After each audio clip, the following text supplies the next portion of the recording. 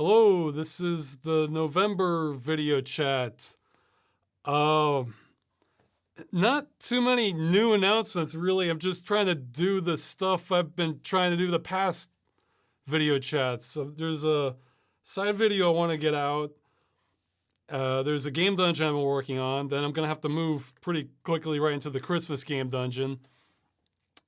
And there's another much bigger side video I'm still trying to finish that I'm kind of working on that one slowly. And I realized the past couple months I've completely forgotten about doing those interviews I was talking about. I haven't canceled that. I'll just try to do a few more of those, the ones that'll appear on a Curse Farms junk. A lot of things I need to catch up on. Let's see. I'm trying to remember if I had any other announcements. It's really just work more on videos. If you can see the mic and the... well, it doesn't really matter, but... let's see. I'm trying to think if there's anything else. Yeah, I guess just work more on videos. I'm trying to have the next game dungeon out this month. Hopefully by Thanksgiving. May or may not happen. This next one's going to be a big one. I don't know necessarily how long. It'll probably be longer than the last one, but it's going to have a lot of content in it. It's one where I'm going to be chopping out huge parts of the game just because there's so many things I want to talk about in it. It's the one I meant to have after Outrun originally, or actually one I meant to have earlier in the year, but then technical issues held it back. But let's see. Is this the side video you've been working on 3+ years? Unfortunately not. That one's not coming out this month, but I want to make more progress on it. That side video is coming. It's coming. That's the one. I'm probably through the worst of it, but there's still like a lot of simple yet time-consuming things to do that just... I was probably a mistake making it, but whatever. I'm in too deep now. Which is kind of how Civil Protection started. So... let's see. What are your odds you're dead before the movie's complete? 100 to 1. The only way that happens is that like freak accident, meteor, car, that sort of thing. Let's see. Okay, so let's see. What was I gonna say? Yeah, okay, I guess she gets started on the questions, and maybe I'll remember if there's anything else. I don't have this nagging feeling there was something else I meant to say, which does happen some videos. So, yeah, okay. So, the top question: what's your process for file management when it comes to the videos? Do you keep all the raw footage and audio even after the final video is done? Do you clear out certain files to make space? Is everything for a video contained in a single directory or spread out in different places? Okay, well, when I'm working on the video, it's usually in like 2 different places where most of the files will be on this mirror RAID array I have where, if one of the drives dies and the other one hopefully should be okay. I guess there's... a mirror RAID isn't like full protection, but it's some. And for like big video files, I'll have those on an SSD usually that I can access, because the access will be a lot faster than compared to a hard drive. But even then, like I pretty much any single thing I put on my SSD, I treat like it's disposable and the SSD could die at any moment. Like usually if I'm feeling extra paranoid, besides the 2 RAID drives it's on, I'll sometimes just plug in an external drive and just copy files there just out of paranoia. Like if it's been going on weeks and weeks and that's like my only source, then I'll sometimes throw stuff on there just, again, like I'll literally call it like a paranoia folder and then just put it in there. And I know that's just a backup I probably don't need, but it's just makes me feel better about it. So that's while I'm working on it. After it's done, I save all the 2D elements, like the inserts, like slides, credits, that sort of thing. I'd save all the audio And I also save the separated audio for almost all of them. So I'll have one track that's just my voice and another track that's like just the game audio.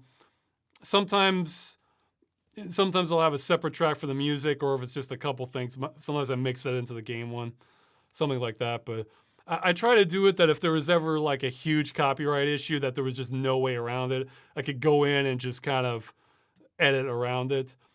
Though there are sometimes these kind of last minute fixes I do on the volume levels for like the full mix down. So if one part's like extra loud, sometimes I'll just tweak that on the final audio and then just save it, and that's good. So the originals aren't like 100%, the separated tracks aren't 100% represented, but they're pretty close. Now for the video, I mean, I save like a decent quality copy of the final video, and I usually throw out the rest of it, like all the, just for space, because I mean, I would have run out of drive space like years ago if I didn't do that. I mean, it just gets to be too big. Though let's see. Oh, there's like an ad in the chat. All right. Let's put train of thought. Yeah, I mean, it varies like what recording method I use for different games too. Like if I feel like I have space, I often just do it lossless now. So the file size gets pretty huge for that. But if I know it's going to be like ridiculous size, or I just don't feel like we're losing anything by, having lossy compression. Like I felt that way about Human Revolution because everything was so yellow anyway. I'm just like, who cares? Then I use lossy compression for that. I actually did a test, or I rechecked things on the next game dungeon that's coming, where I took a clip where it had like a lot of detail on it, and I recorded this, and it was a cutscene, so it was pretty much exactly the same on each side. So I did one version where I recorded it lossless, and another one where I recorded using, just like HEVC, H265 compression, the real high bit rate, but still lossy, using a GPU recording. And then I took those clips, I brought them into the editor like I would be, making a video clip, exported them losslessly, then compressed them in Handbrake, and then uploaded those compressed versions. So I went through the entire process as though I was making the video. And then I uploaded them to YouTube, and then I just looked at the clips to see if I could see the difference. And I could. It was subtle, but there's a little more detail recording it losslessly, so I figure if I have the drive space, might as well. So, but also I do that for usually any DOS game, just because the size is so low for the resolution. I record those losslessly, and then just kind of blow them up later and filtering, that sort of thing. But yeah, I usually throw out the video. There are a few exceptions, like for Battleforge and Darkspore, I saved my video for that just because, well, I guess that's still the case for Darkspore. I knew it wasn't coming back. I wouldn't be able to go back in to get more, like I can with most games. And actually for Mage Knight Apocalypse, I saved the clip once I realized it had something in it that I'm going to want to talk about in the follow-up. So I have one of the clips saved for that. A similar incident happened. I probably will delete it eventually, but for Sonic Heroes, that's when I discovered that for the Fraps codec, that it will record things correctly. I mean, assuming there's not stuttering or something. It's so game dependent where something works on. However, if you import that like into Premiere, it'll look like it plays correctly, but then when you render it, it might be off. It's like a 1% chance it might be off. And I found that like dead to rights example of that in the Sonic Heroes. So I saved the original clip for that just to, kind of confirm, do testing, confirm I'm not going crazy.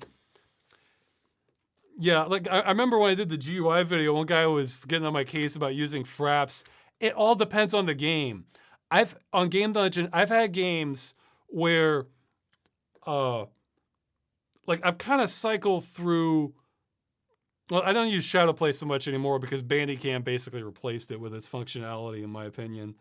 But I've had Bandicam, DxTory, and Fraps, and I've had individual games for each of those where the other two fail at something, but one of them works properly.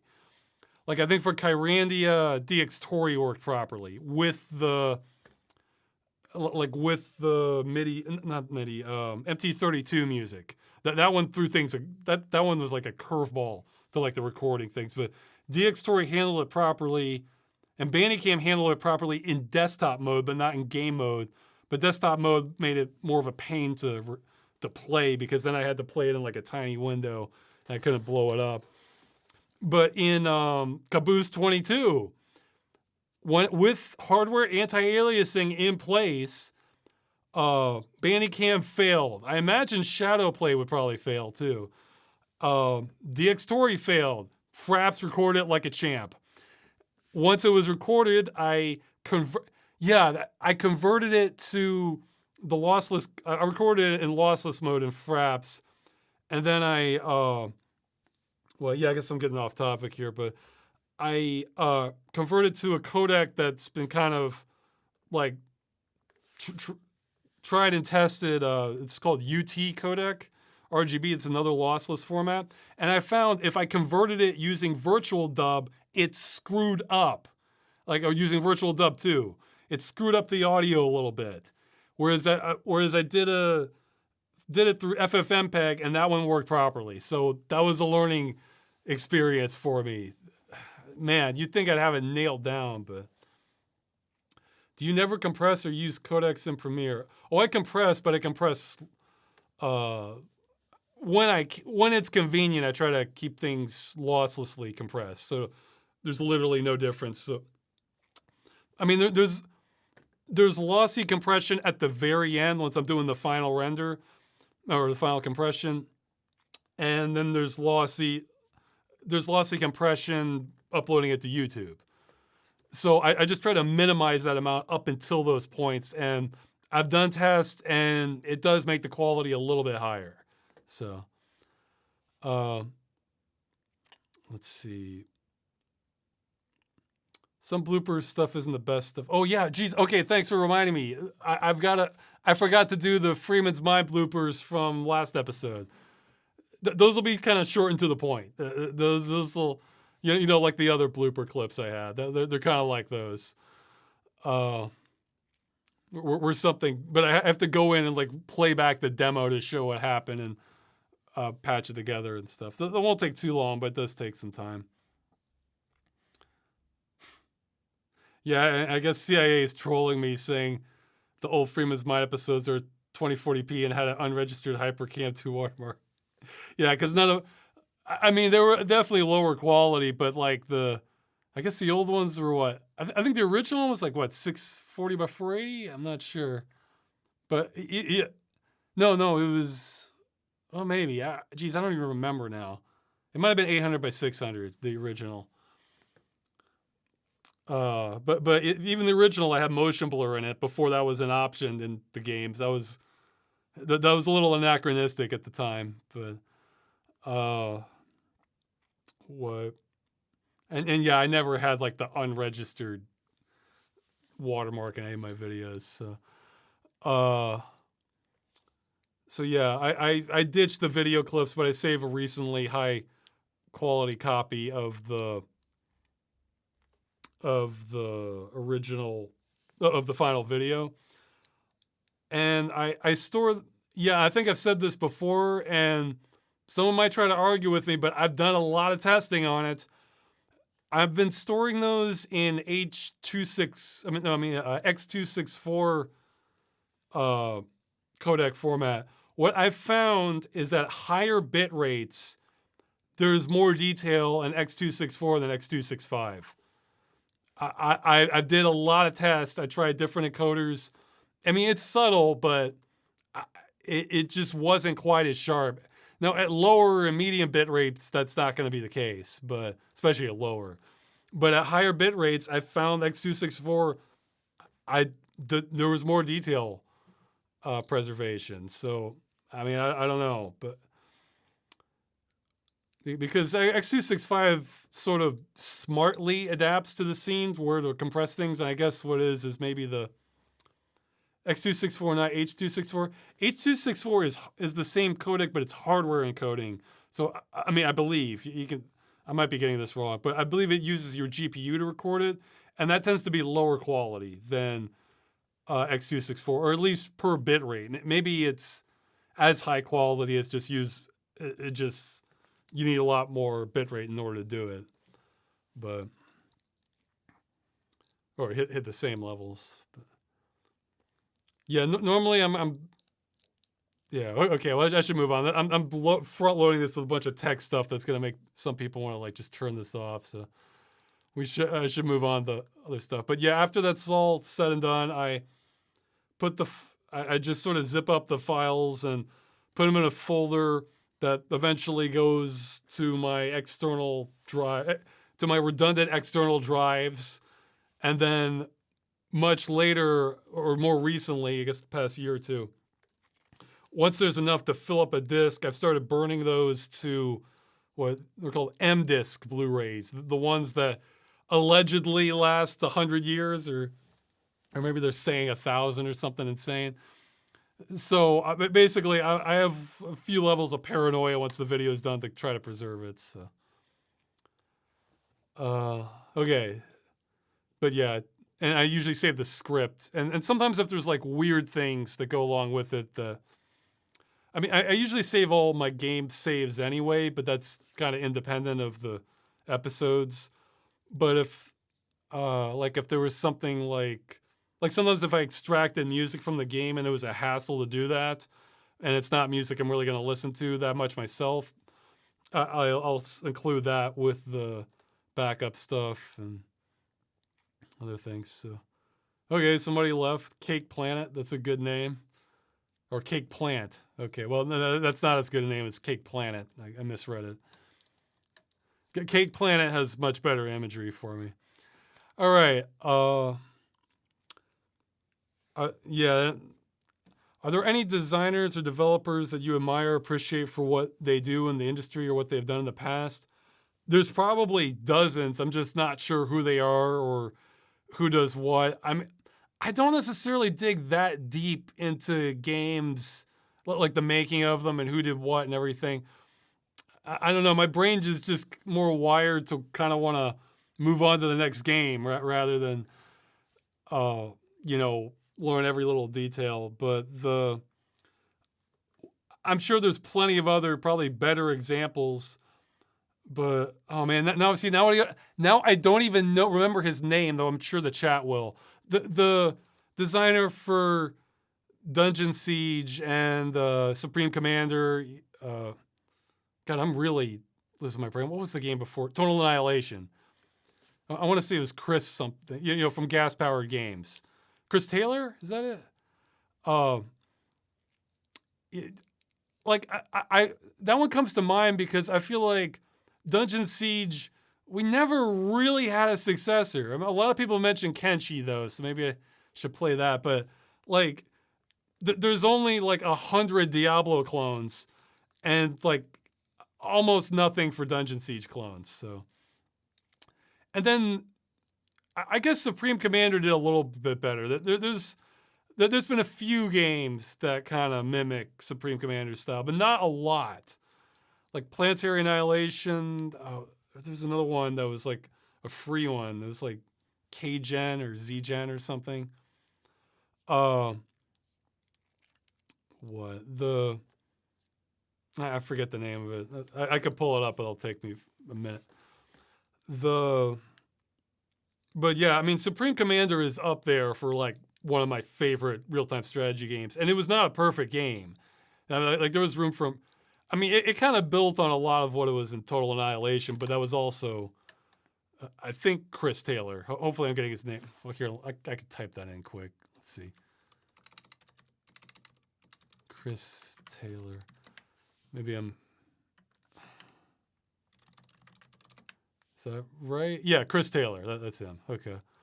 But I mean, again, I'm sure there's dozens of others I'm just not thinking of. But that one stands out because because a lot of good games tend to get kind of spiritual successors, and Dungeon Siege feels like a sore spot at my age, and to a lesser degree, Supreme Commander, because yeah, because I can only think of like 2 off the top of my head, but there might be some newer ones I haven't tried out yet. So I'm saying it all goes back to Dune anyway. Well, Dune 2, I believe. There is no RTS, only Dune likes. Well, it certainly built a whole hell of a lot on top of Dune 2 for Supreme Commander. If you want to take that mentality, then that's like, it's like comparing like a settler town in New York City versus the Empire State Building. That would be kind of the comparison. So, okay. So yeah, not a very satisfying answer, I'm afraid. But let's see. That's the sort of question where I feel like if there was like an assistant helping me that did research all this stuff. Oh, Ross, what about this one, this one? And they would like know off the top of their head, like know the answer better than I would. So, because some people are much keener on doing like lots of research and knowing who did what, having a web of everything, and they can bring a lot of value to questions like that, or just tracing steps, that sort of thing. Oh yeah, you're saying like to bring your attention to this AI research being used in real world environments. Yeah, they're talking about the Gaussian splatting. I saw that a few months back. You're saying you could easily use this on game environments, and those you don't have to deal with the physical camera, though you probably be putting in mechanics or whatnot in manually. Yeah, no, forget about the mechanics for now.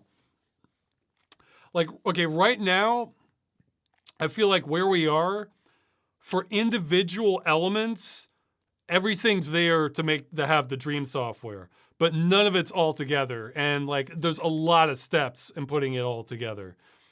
The main reason I haven't done more with the Gaussian splatting is my understanding is it looks like it's still relative. Okay, yeah. To explain what I'm talking about, so nobody knows what the hell I'm talking about.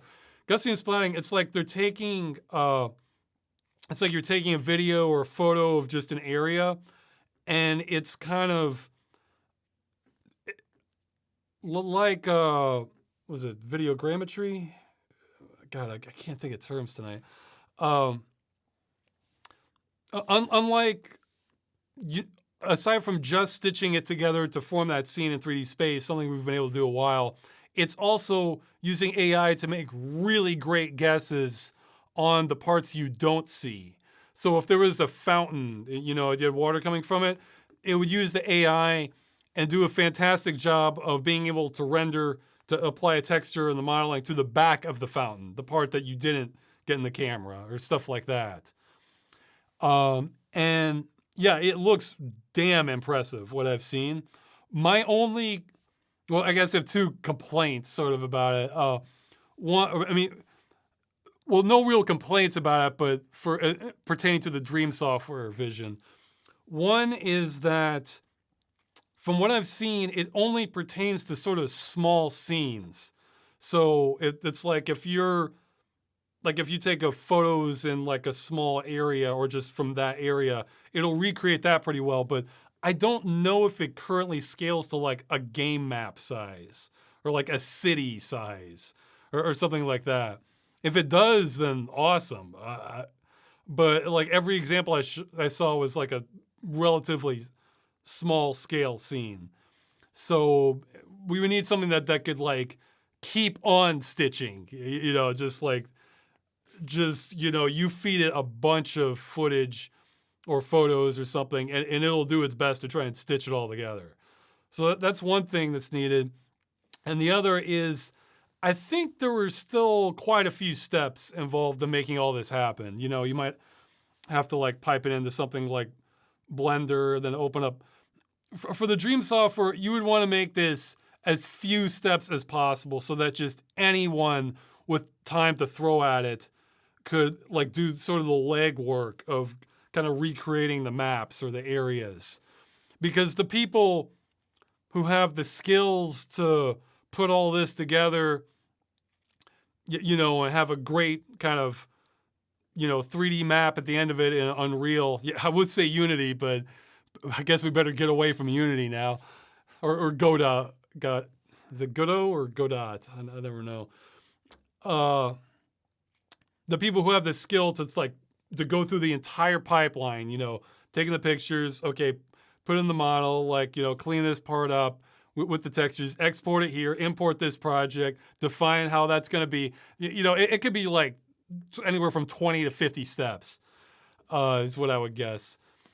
And if they're saying it's less, then they're probably forgetting some stuff that they just do automatically. That wouldn't be.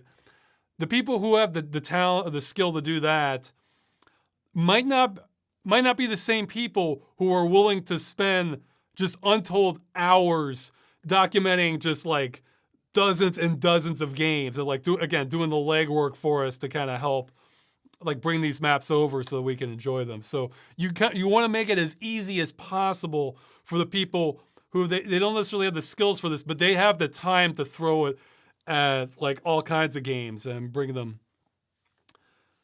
Godot. Okay, so I guess kind of a French pronunciation. Let's see. So we need this stuff streamlined is the other thing. And from what I saw, it's not there yet, but it's fantastic proof of concept. And for some people with other goals, it might be there already. I mean, it was looking really good. So yeah, I mean, again, I feel like all the components are out there now for the Dream software to happen, but they're definitely not all together yet. So, but yeah, it's making me optimistic. Let's see. Oh yeah, this one was tough. Let's see. What kind of approach would you take if you were thrown into a Hunger Games type scenario? Yeah, see, the Hunger Games is rough because, there can only be one survivor if it's working the way it's supposed to. So it's not necessarily kill or be killed, but it's, your odds are not good. It's, okay, if I was thrust into the situation like in Hunger Games, I mean, I wouldn't try for direct fights because I would assume there would be multiple, maybe even the majority of other contestants are as capable fighters as I am, or else much better at that, and I'm going to lose, and that's just suicide. So I would definitely want to hide. Yeah, if I could have an item, well, besides water, I'd want a ghillie suit or something like that. But there's another complication if we're going with the Hunger Games, and that some of the other contestants are good people I wouldn't want to kill, or they're kids.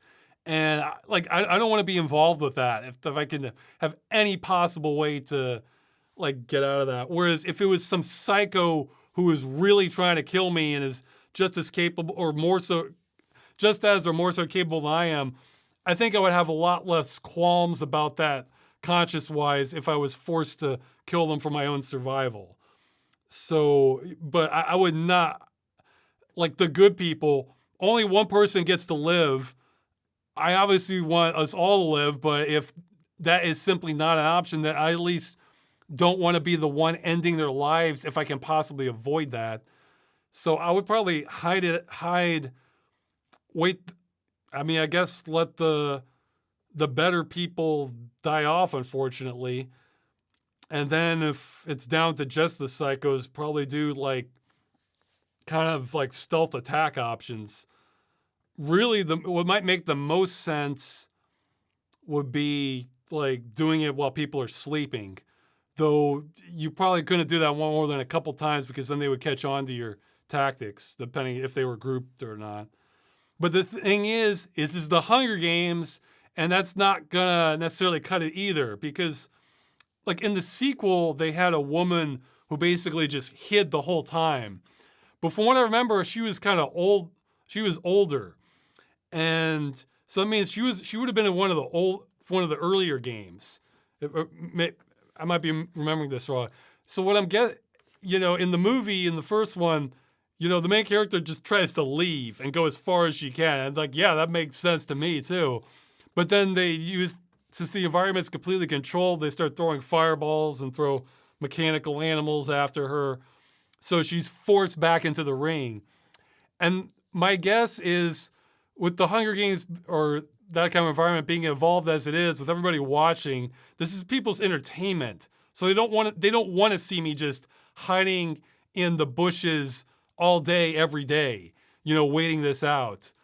So after a point, they're going to do something to thrust me out into the open. And then we're kind of back to square one where I'm at a disadvantage from the people who have just been going full gladiator this entire time. So yeah, I was trying to think of like what advantages do I have? I mean, I can be quite stealthy, but again, if the entertainment demands that I'm thrust back out into the open, then I lose all my advantages there. That only keeps me alive for the early stage, early to mid stage. For the late stage, that doesn't keep me alive at all. I can run very far, but I could probably outrun people distance wise.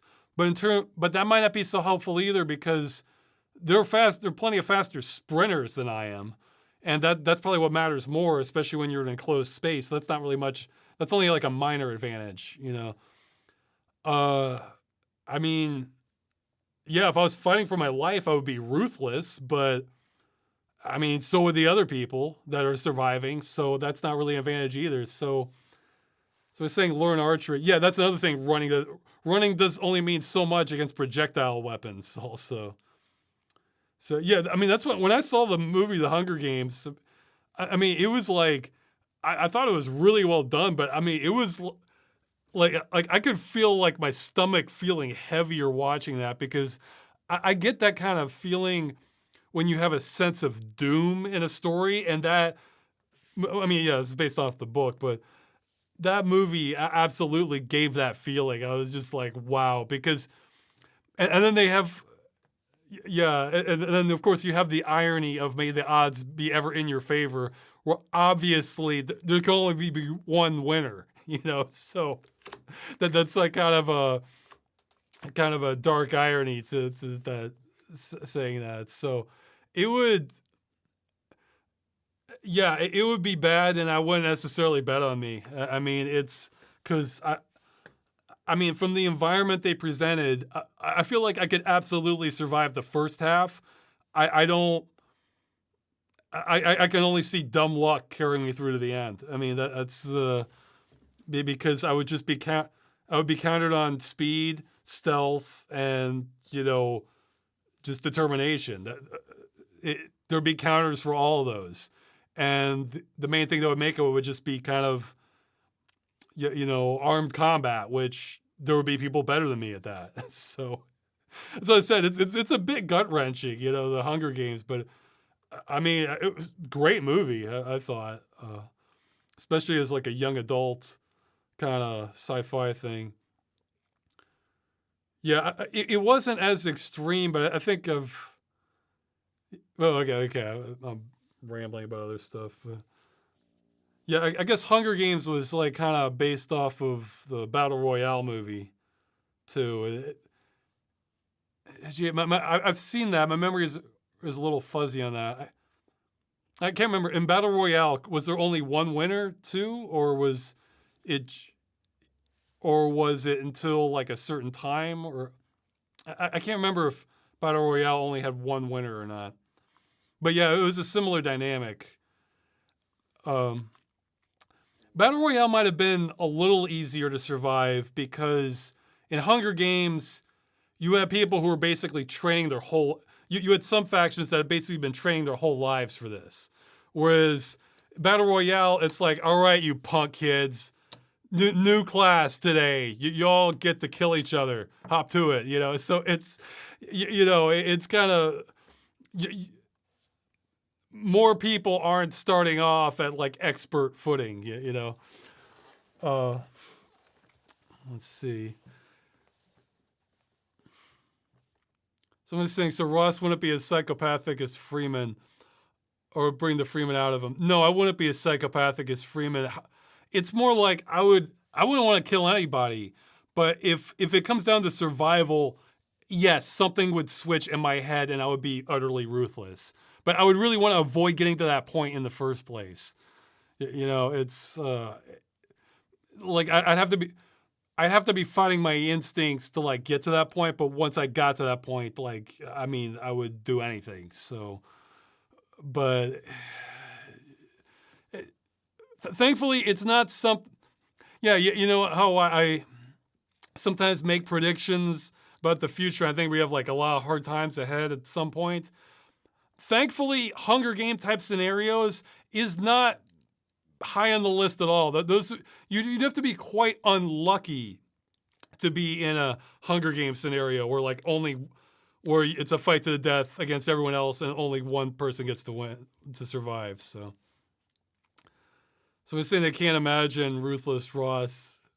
Well, that's fine. It's you know, there's a scene I loved in what was it? I didn't. The movie wasn't my thing, but the scene was great. I think I've linked to it before, but I'll do it again. The movie Adventureland, where this guy's running a theme park, and like he's kind of chipper, and like the boss there is kind of chipper and friendly most of the time. But there's one part where you know these punks are trying to beat up one of the workers, so he runs into there for safety. And so then the manager comes out with a bat and just starts screaming like, "You don't know what I'm capable of," you know, yeah. And he's holding the bat, saying, "Just give me a reason, come on, please." He just completely switches, and I definitely have that in me, like completely.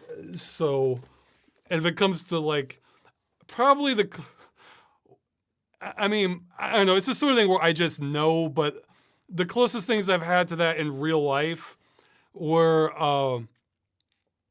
one's kind of funny where I think I was like I think I was like 4 or 5 years old, and like this much bigger kid stole my ball, and as a little kid that was like the end of the world for me.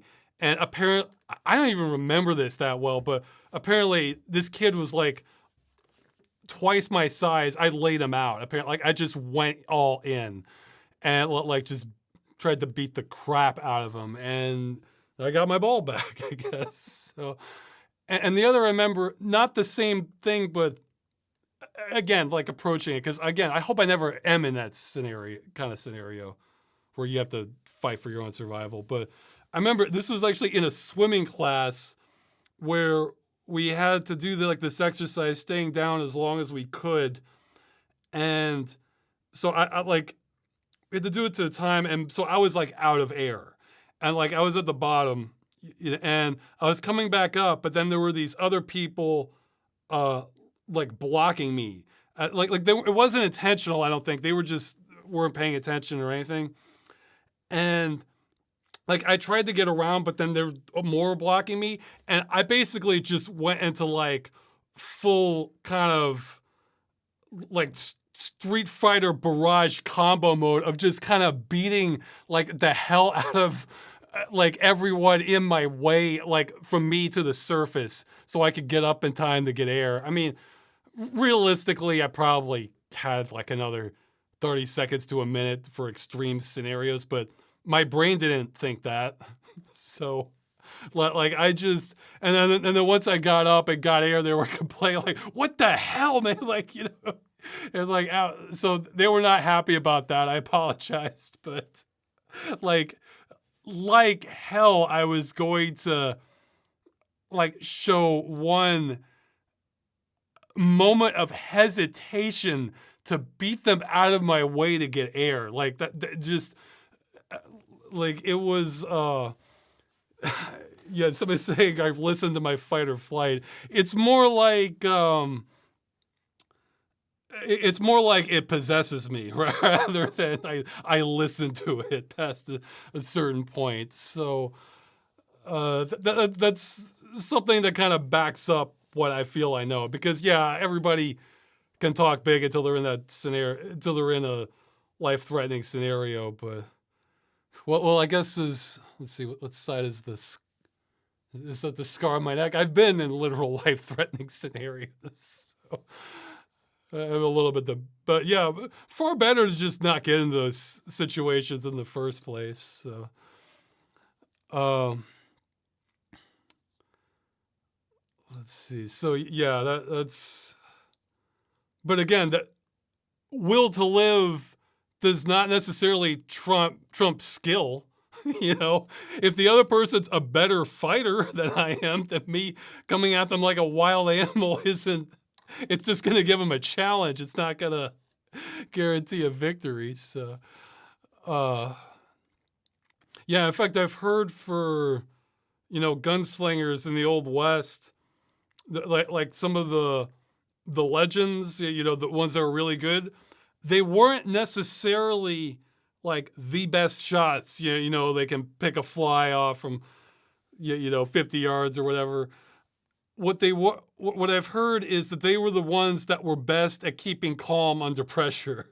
So, if because you could be the fastest, but then you're so nervous, the adrenaline's coursing through you that, you miss and you're sloppy. Whereas if you can just kind of keep your calm and have a slightly slower shot, but that's much more carefully targeted, then yeah, you win. So.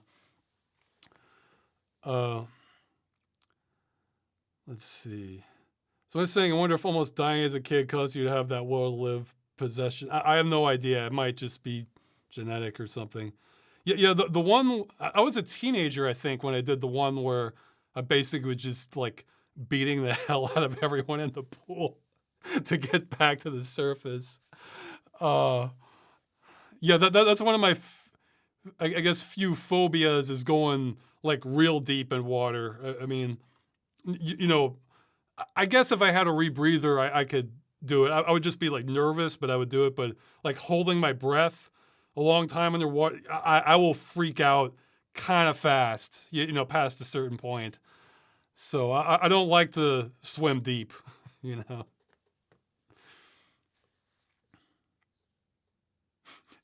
That's a good comment there.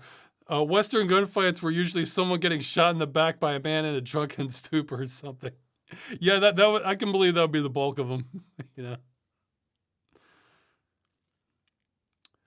Let's see.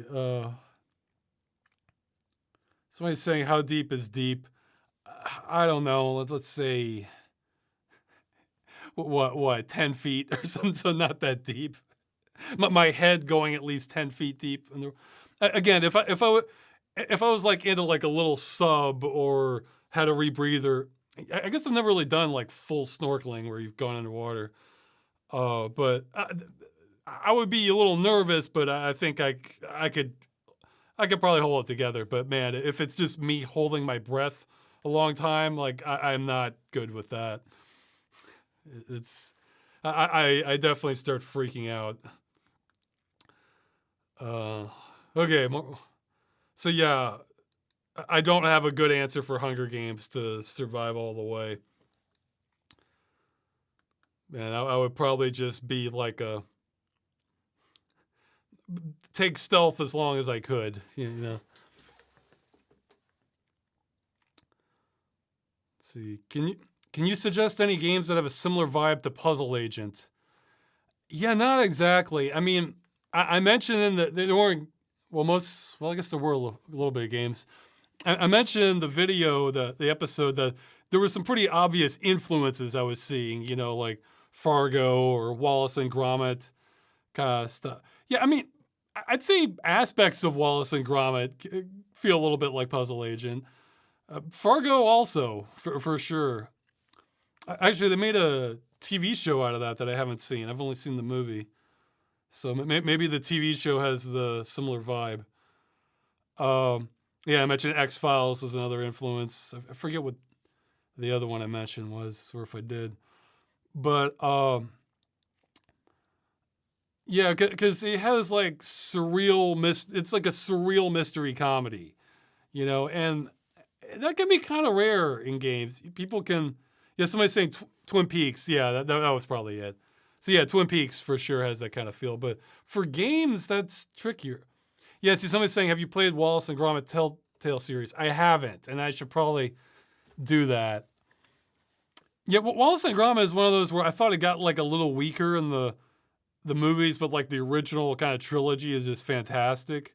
So who knows? Maybe the game is good. Okay. Somebody's saying the first Fargo season is good. Okay, maybe I can watch that once it gets cold and there's snow. Uh, let's see. The Yeah, I mean, it's not gonna.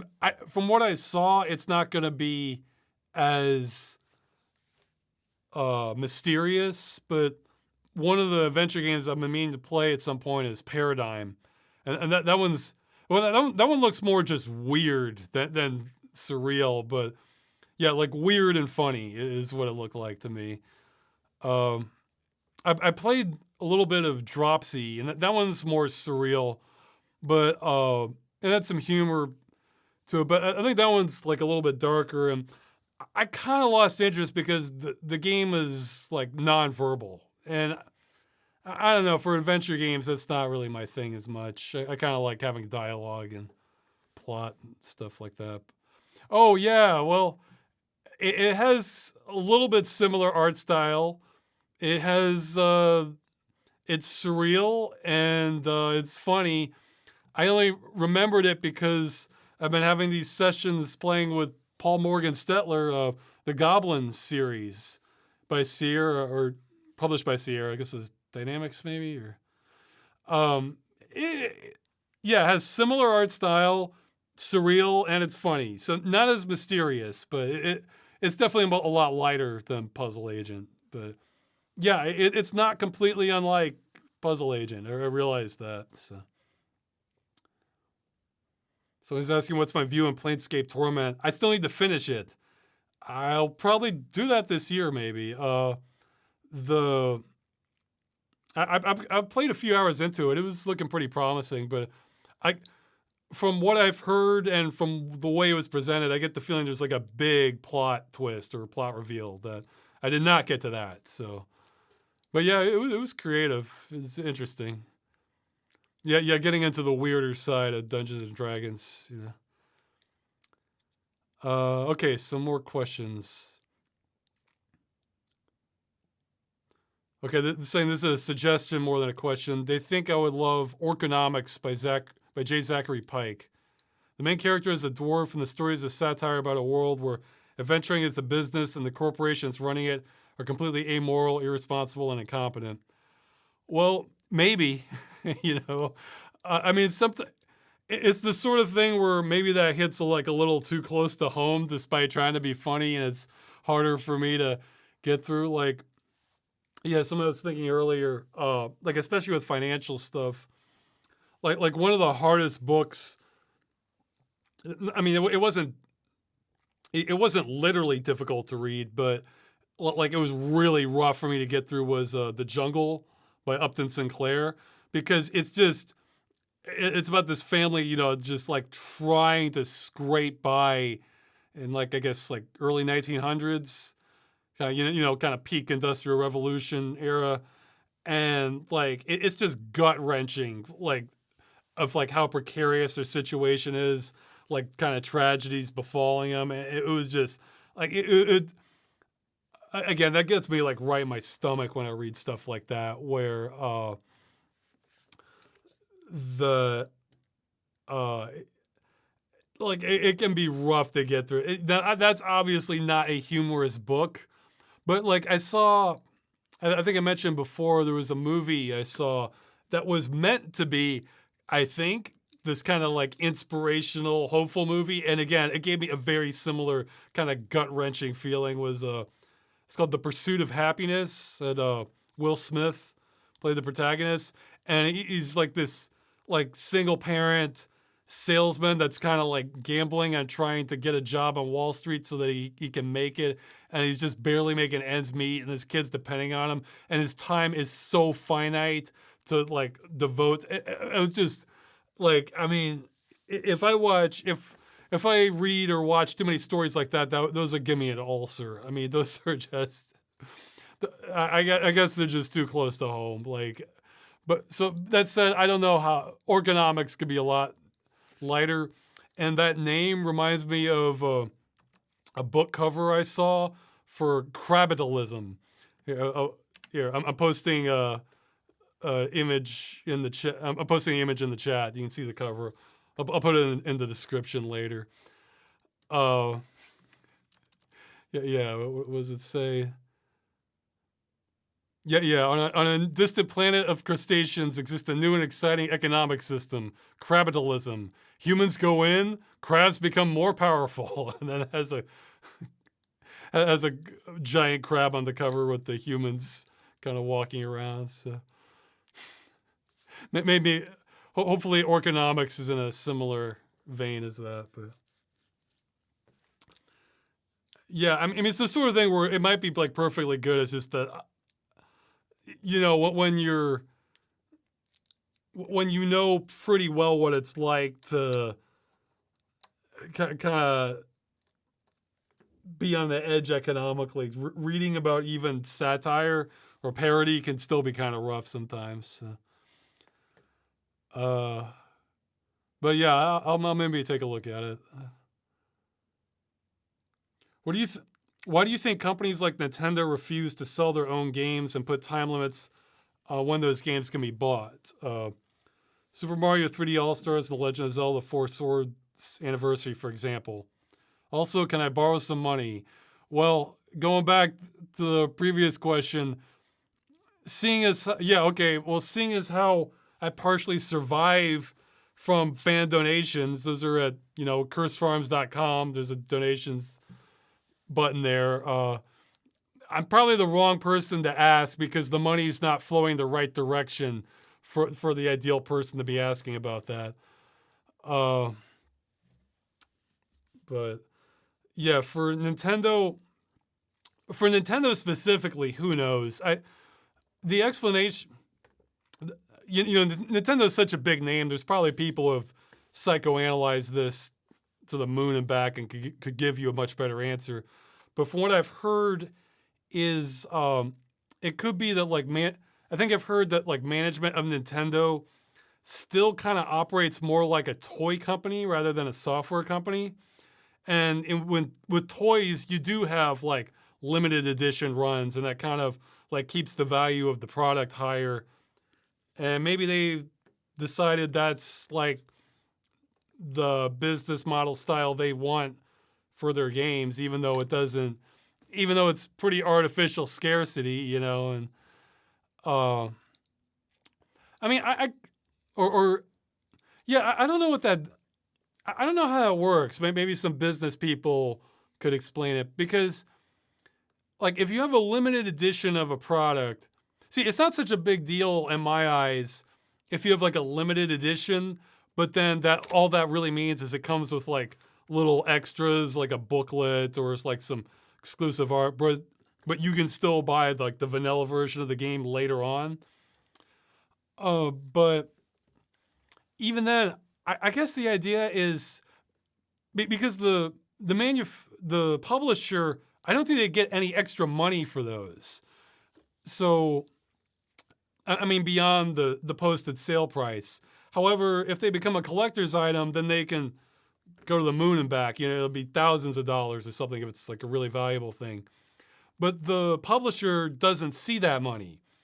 Well, I guess the reason to do that would be sort of a form of long-term advertising, where if there's a really coveted limited edition of something, then that kind of keeps their name relevant more, or kind of creates the appearance of quality or a desirable product, even if they're not getting any more money because they sold all the limited edition copies. Yeah, I mean, I don't know what the model is for that. Whereas they probably would make more money if they just kept selling the old stuff too. But maybe maybe there have been studies to show that would lead to less sales in the long term, because then the product or the company has less perceived quality, so people think it's not worth as much. Whereas if they're doing this limited edition stuff, they think, oh, a Nintendo game, well, this is going to be quality, even though that comes more from the game itself rather than the artificial limitation. I mean, it's so I don't know. Nintendo operates differently from a lot of other companies. Although I agree with their old school stance of like really playtesting the game before release. My understanding is they do that more so than a lot of other AAA companies, or maybe more than most, I think. I mean, you had to kind of do that in the old days, and they just kept doing it, is my understanding. So, yeah, I support that, but yeah, the limited edition stuff, I don't know. But yeah, it must be like all I can figure is they think it's like a form of marketing that helps them in the long term. I don't know. What chair do you use at your computer? Do you have any back problems from sitting so much?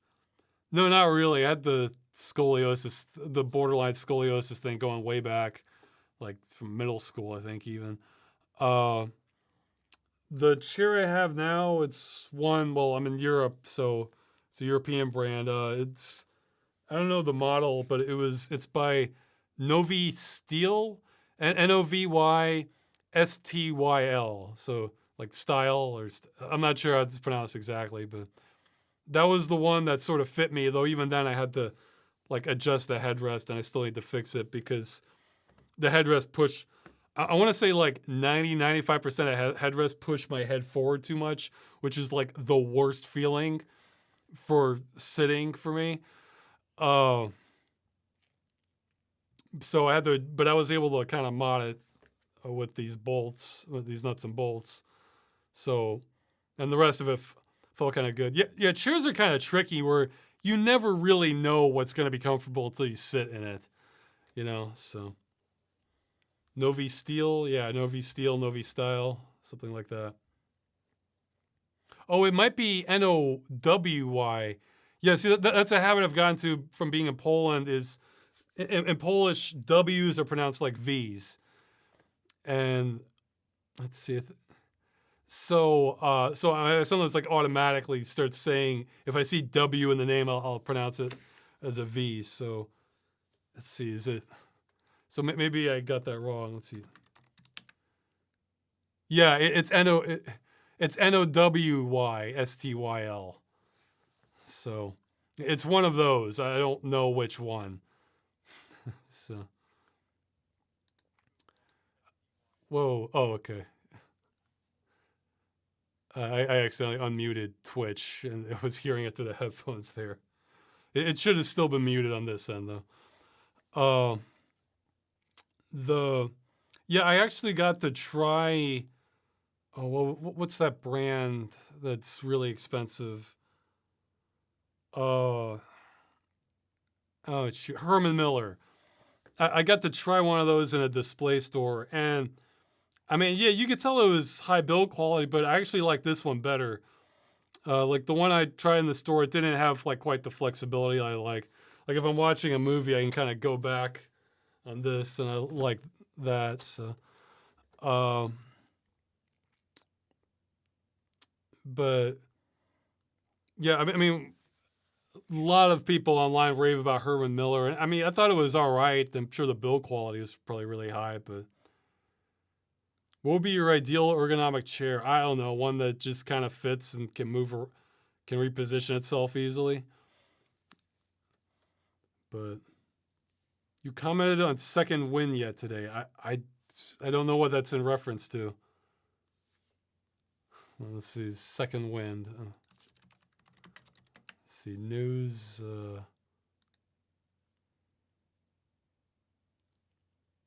Oh, that's right. I heard. Yeah. Well, okay. If that's what I think it is, I don't know about Second Wind, but I heard Yahtzee retired from Zero Punctuation. So yeah, I'm still so far behind on his videos. I actually forgot he was still doing those. So probably not what he wants to hear, but he probably had enough of a fan base anyway. So okay, so he's not really retiring. He's just moving to a new venue, I guess. Yeah.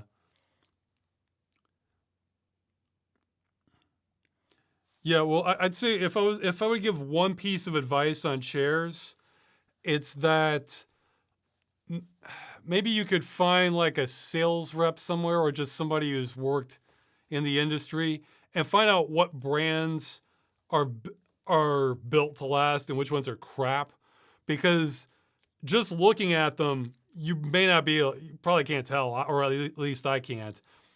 And at some of these kind of chair showcase stores, you could ask them, and then you say like, if you're going to be using them like all day, most days, they're going to say like, okay, you don't want these, you want these. And this chair I've had years and years and years now. So, I mean, maybe like, geez, I don't know, like 6 years, 8 years, something like that. And whereas a lot of others that look just like this, that you might get from like just a regular office supply store, yeah, they'll fall apart within months on me.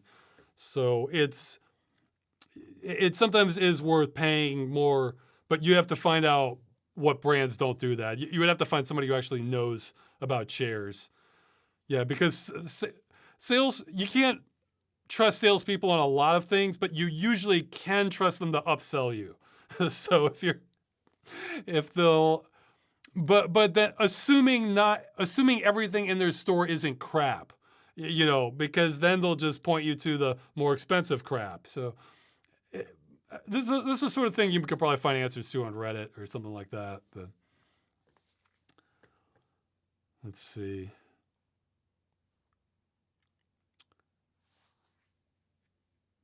Oh yeah. I should get more questions first. So I'll take some live ones at the end. Let's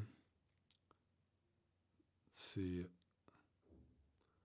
Oh yeah, I wasn't sure about this one. Let's see. Probably been asked, if you had to challenge the Grim Reaper to a game to keep him from reaping you, what game would you choose? So yeah, the Seventh Seal style, or I guess more accurately, Bill and Ted's Bogus Journey style, where they yeah, the Seventh Seal. That's where it comes, popularized anyway for playing chess against the Grim Reaper, but Bill and Ted were not chess experts, so they were playing other games against death. Yeah, let me think. I mean, I guess, well, if we're talking video games, I mean, I guess my best chance would probably be something like Unreal Tournament 2004 Onslaught, but I mean, I could be beaten, definitely. But if we need to do physical games, I mean, I don't know if I'm really an expert at any that I can think of. Like, I mean, probably one I enjoy the most could be something like Risk or Monopoly, but those aren't that fun with just two people. Those are a lot better with like multiple people. So, but, I mean, I'm sure the Grim Reaper could probably bring in more people, but they would probably be, Confederates that are just there to play for him also. So, although not necessarily, if like the rules are I have to beat the Grim Reaper, and if I beat if one of his minions win, then it doesn't count. That might work. So that would keep it fair, I think. So yeah, assuming the minions weren't just weren't just making the Grim Reaper win, they were playing for themselves. But yeah, I don't know. I wouldn't have any slam dunk options. Somebody's asking if I can shred guitar. No, I can't play guitar. But I can do some. I can play a few things on piano, and that's something if I ever have more free time, that's something I'd like to kind of do more of. But nothing serious, just to kind of mess around with it, kind of learn a few songs. Like it'd be a more advanced tune to learn, but I'd like to learn how to play with the Bloody Tears theme from Castlevania on piano. That would be because some songs, like I think, can kind of sound good on piano compared to other instruments, and that's one I think that could sound pretty good. I'd also like to learn how to play the Gabriel Knight credits theme. That's another good one. Dun dun dun dun dun dun dun dun dun. Yeah, there's some more. What am I learning to play? But yeah, no, I'm not going to be composing much. I just don't really have the brain for composing. Like I've tried to think of like tunes before, and it's almost always like I fall back on like something I've kind of heard before, and then it's not that great what I come up with. I just don't have the mind for that. So I think I've said before, like I consider like good composers almost like magicians, because it's like that's very far beyond my ability. I mean, I'm sure I could develop it, but I would be nowhere near people who have like a natural talent for it. I'm much better at like figuring out like what music matches a mood, or like getting imagery from the music and that sort of thing. Or, but yeah, so so I think I'll have pretty good. I think my music will work for the movie. Like I think I'll be pretty good at like picking out like the right kind of theme I want and that sort of thing. So that's where that experience will. Well, like with Civil Protection for the tunnel episode, that had like some composed music, and that was I was using. I had tracks in mind for parts of that. So yeah, you can judge my music picking out ability by the Civil Protection, the tunnel. Uh, let's see. Okay, more questions. Ross, do you have the original Freeman's Minds videos anywhere to download? Found an old link, but it doesn't seem to work anymore. Yeah, that might have been. The links might have been lost when we had to switch over to the website, since I didn't have the hosting anymore, the space hosting anymore after that. Somebody mentioned below there is a torrent link of them floating around in the forums. I mean, I guess I could put them up later, or re-upload them somewhere, but it's been lower.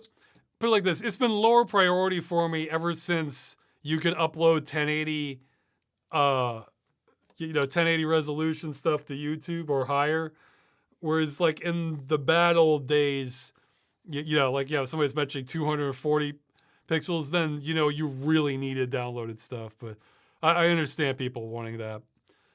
Plus, I think there's a couple of the older videos that aren't quite a full quality. Like Civil Protection to Aliens is one that I think, like the original, is a little bit higher resolution than what's up there. Maybe I'll re-upload that at some point.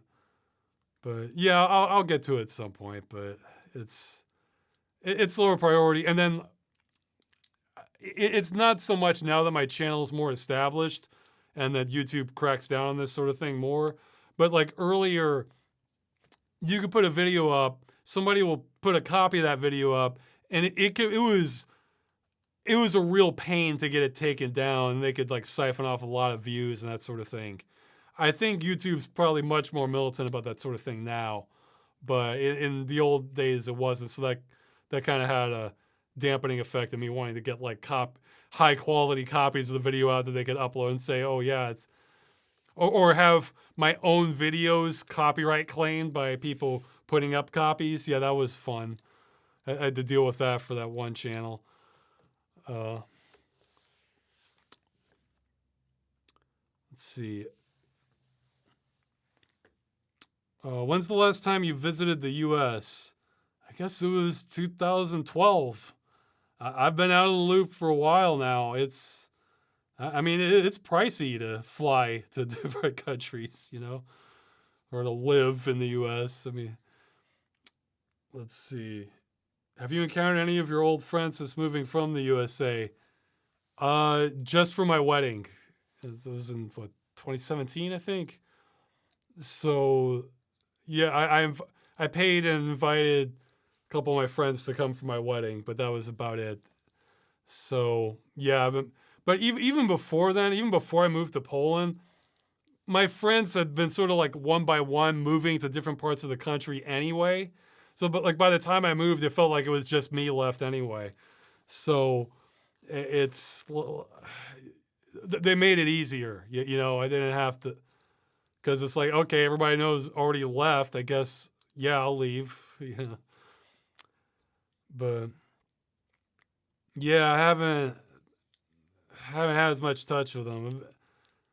Yeah, I mean, it, it can kind of feel like I'm in exile a bit, but it's again not intentional. It's just what social and community building stuff is. Well, it's probably harder in the modern age, and plus that's never been like my strength, anyway. So it's, yeah. I mean, I don't know. I just tend to kind of look at it like what I, I can envision easily how much worse things could be, and that makes me appreciate life more. So okay, are you worried about your voice getting hoarse due to air pollution? And are you getting checked regularly for things like lung cancer? Some fans on subreddit have noticed your voice has changed over the years, and someone posted that you're getting hoarse due to poor air quality. Makes me concerned. I mean, it's possible. I always assumed that was probably just age and lots of talk, lots of recording that would probably change the tone somewhat. It could be the air pollution to a degree. I mean, it's better inside this apartment, but there are other times it was pretty bad. Yeah, I guess I haven't been getting checked for things. I'm not. I'd have to look up like what kind of specialist you'd have to do for that, and like what kind of test you need to get. Yeah, that's something I've noticed in Poland. Like things like preventive medicine, or it's almost like a bit of an alien concept here. Because when I asked like to get a general checkup, it was my wife was like, what? And then like asked other people, they're like, what? Like, so the way I explained it, like, okay, pretend you were going into the military and they wanted to check your fitness. What kind of test would you get? So I was trying to explain this in terminology that might make sense. So, but yeah, apparently that's like less of a thing here. So I kind of have to go out of my way to have more general checkups. But yeah, it's okay. Somebody's saying it's the thing in the whole EU. And Netherlands preventive medicine does not exist also. So yeah, well, I mean, you can do it. It's just you have to figure out what you need to do is the problem. So, but no, you're right. That might be worth looking into. I mean, my throat feels all right, but I mean, except when I do like long talking sessions like this. But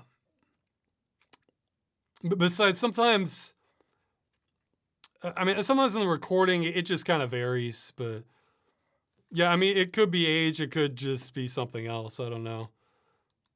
Well, yeah, that's another reason I wouldn't mind eventually getting back more to just kind of directing. Where let's say my voice really did just cut out. If I had been doing enough directing by that point, well, then that might not be such a blow because then I could keep working through other people, playing other roles for stuff like that. So, but animation is a lot of work. So. What do you think of Valve doing very little to combat the aimbot crisis in TF2 while still monetizing the game and taking a cut of the community-made item sales? Any thoughts on Valve as an entity as a whole?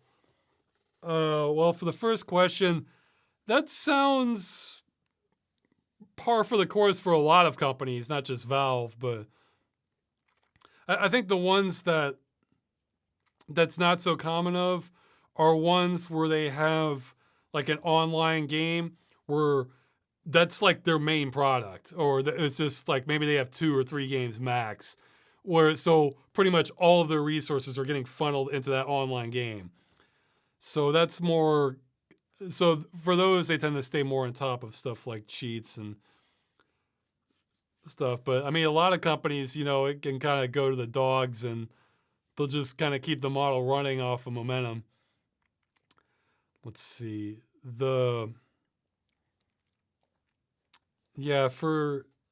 Obviously that's not great for the players because, a lot of aimbots that'll pretty much ruin most, online multiplayer games. The thoughts on Valve as an entity as a whole.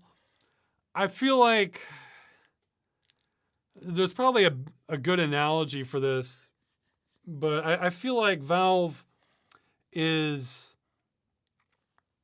like they've done.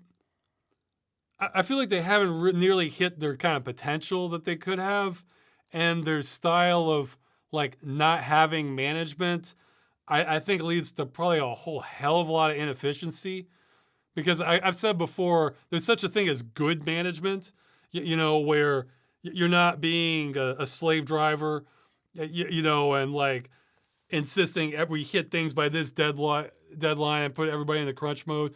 But at the same time, you can kind of keep people focused on the project and kind of follow through and finish it, that sort of thing. And, do, what was the saying from 3D Realms? When it's done, do when it's done the right way, where, okay, we thought adding this feature was going to take 2 weeks. Turns out it took 3.5. That's okay. We still have the budget. We're still on target. It just took longer. We had to do a lot of polish. We're going to keep going. Just continue with the plan. And, to me, that's when it's done is in the good way. When it's done is in the bad way is when you just, let's do a new engine, even though we're halfway into this one already. Or like, let's just throw out our whole game design and start over. Or, we're getting kind of tired of this. Let's just start a new project. See, that's bad when it's done, game design. And I get the feeling, from what I've heard, a lot of that happens at Valve. Like I've heard there's quotes that if it wasn't for the money from Steam, like the way they run things, like they would have been bankrupt a long time ago. But on the other hand, Valve has done some things where it's like a freaking beacon of light in the state of a lot of PC gaming. Like with VR, I mean, geez, without Steam VR would be a much rougher place, with Oculus essentially shivving the community by having like a lockdown stand. Like Oculus is basically trying to strangle VR in its crib with like trying to like lock it down as a walled garden while it was still trying to get a user base off the ground, and still is. That's exactly where we need walled gardens, on this new technology that's like struggling to catch hold, and does kind of niche interest and doesn't have the numbers. Let's fragment that even further. And what Valve did with Steam VR is, I would say it's the equivalent of kind of what Direct 3D was back in the 90s, where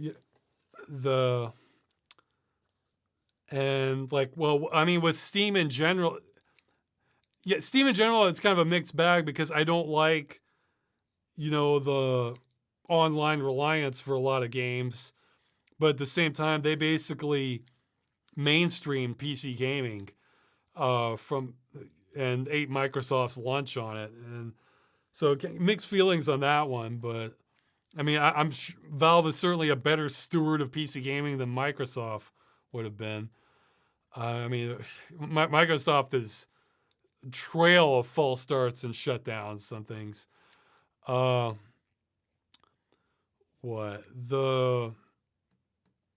guess I like their paranoia of, well, I guess this was during Windows 8, of basically what Windows was doing by merging the store with the OS, and basically trying to kick off Linux gaming as a result of that. I mean, I look at that kind of like a fire escape. Like if things just get too dystopian on Windows, then it's a lot better. I want to say it's a substitute, but it's a lot better than if it wasn't there. So let's see. So I'm saying, did I study particle physics or Freeman's mind? A little bit. I didn't really study too deeply, but I tried to grasp some concepts that Freeman would want to be talking about, or give him some physics cred. Okay, well, somebody's asking a question I talked about last time. So, on the ad block on YouTube. I don't like YouTube doing the crackdown on it. It's gonna. I'm certain it's gonna lead to me losing audience members, but I still need to get the alternate. I still need to get the copies of the videos uploaded to other sites. I have a few candidates for that. That's gonna happen. It just might be a little slower than I hope, but I'm gonna get on that at some point. So if you wanna, at some point in the future, if you want to see like all the main videos, Game Dungeon, Freeman's Mind, other side video stuff, at some point those will exist on other sites also. So if you're one of these people who wants to just bail from YouTube entirely, that will be possible with me at some point in the future, I think. So, but yeah, Valve. I mean, they've. Yeah, I mean, yeah, that's another area where I feel like Valve really didn't hit their full potential, like with the Source engine. I mean, if like they with the Source engine, I guess with Source Filmmaker too, that like if they had wanted to make that like friendlier to use, like kind of like what Unreal and Unity did, pre Unity pull the rug out from under people, Unity. I mean, I think they could have like dominated a lot of the, well, not dominated, but been a major player for gaming and modding with the Source engine if they wanted to. But instead, they just kind of made it. I felt like they made it mostly for themselves and shared their tools, which I appreciate, but that kind of feels like wasted potential. Yeah,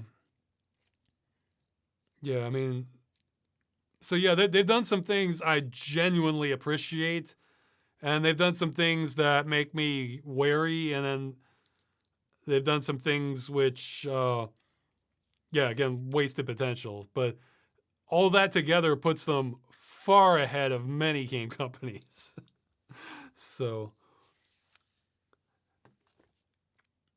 yeah, I mean, it's kind of mixed feelings, but there's definitely good mixed in with the bad, and the bad is usually not the worst compared to some other companies. That's the way to put it.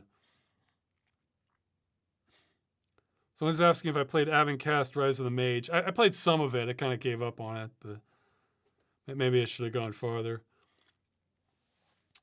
Okay, more questions. Okay, well, this was one of the voted questions anyway. All right. So, it's about the ad block on YouTube. Let's see. Telling the user inactive. Okay. So we have some typos in there, so I'm trying to like parse this in my head here. Yeah, they're talking about how YouTube's been doing the crackdown of ad blockers. Well, the prices for premium have increased. What a coincidence. Yeah. What is your take on this? YouTube is a company and needs revenue to survive the surprise, but is jamming noisy ads on top of third-party content the right way to go? Should the end consumer have the right to avoid ads? Is there a solution that could benefit both ends, or does the whole world have to VPN to Argentina while watching their favorite content? This is one of those things where I don't have a...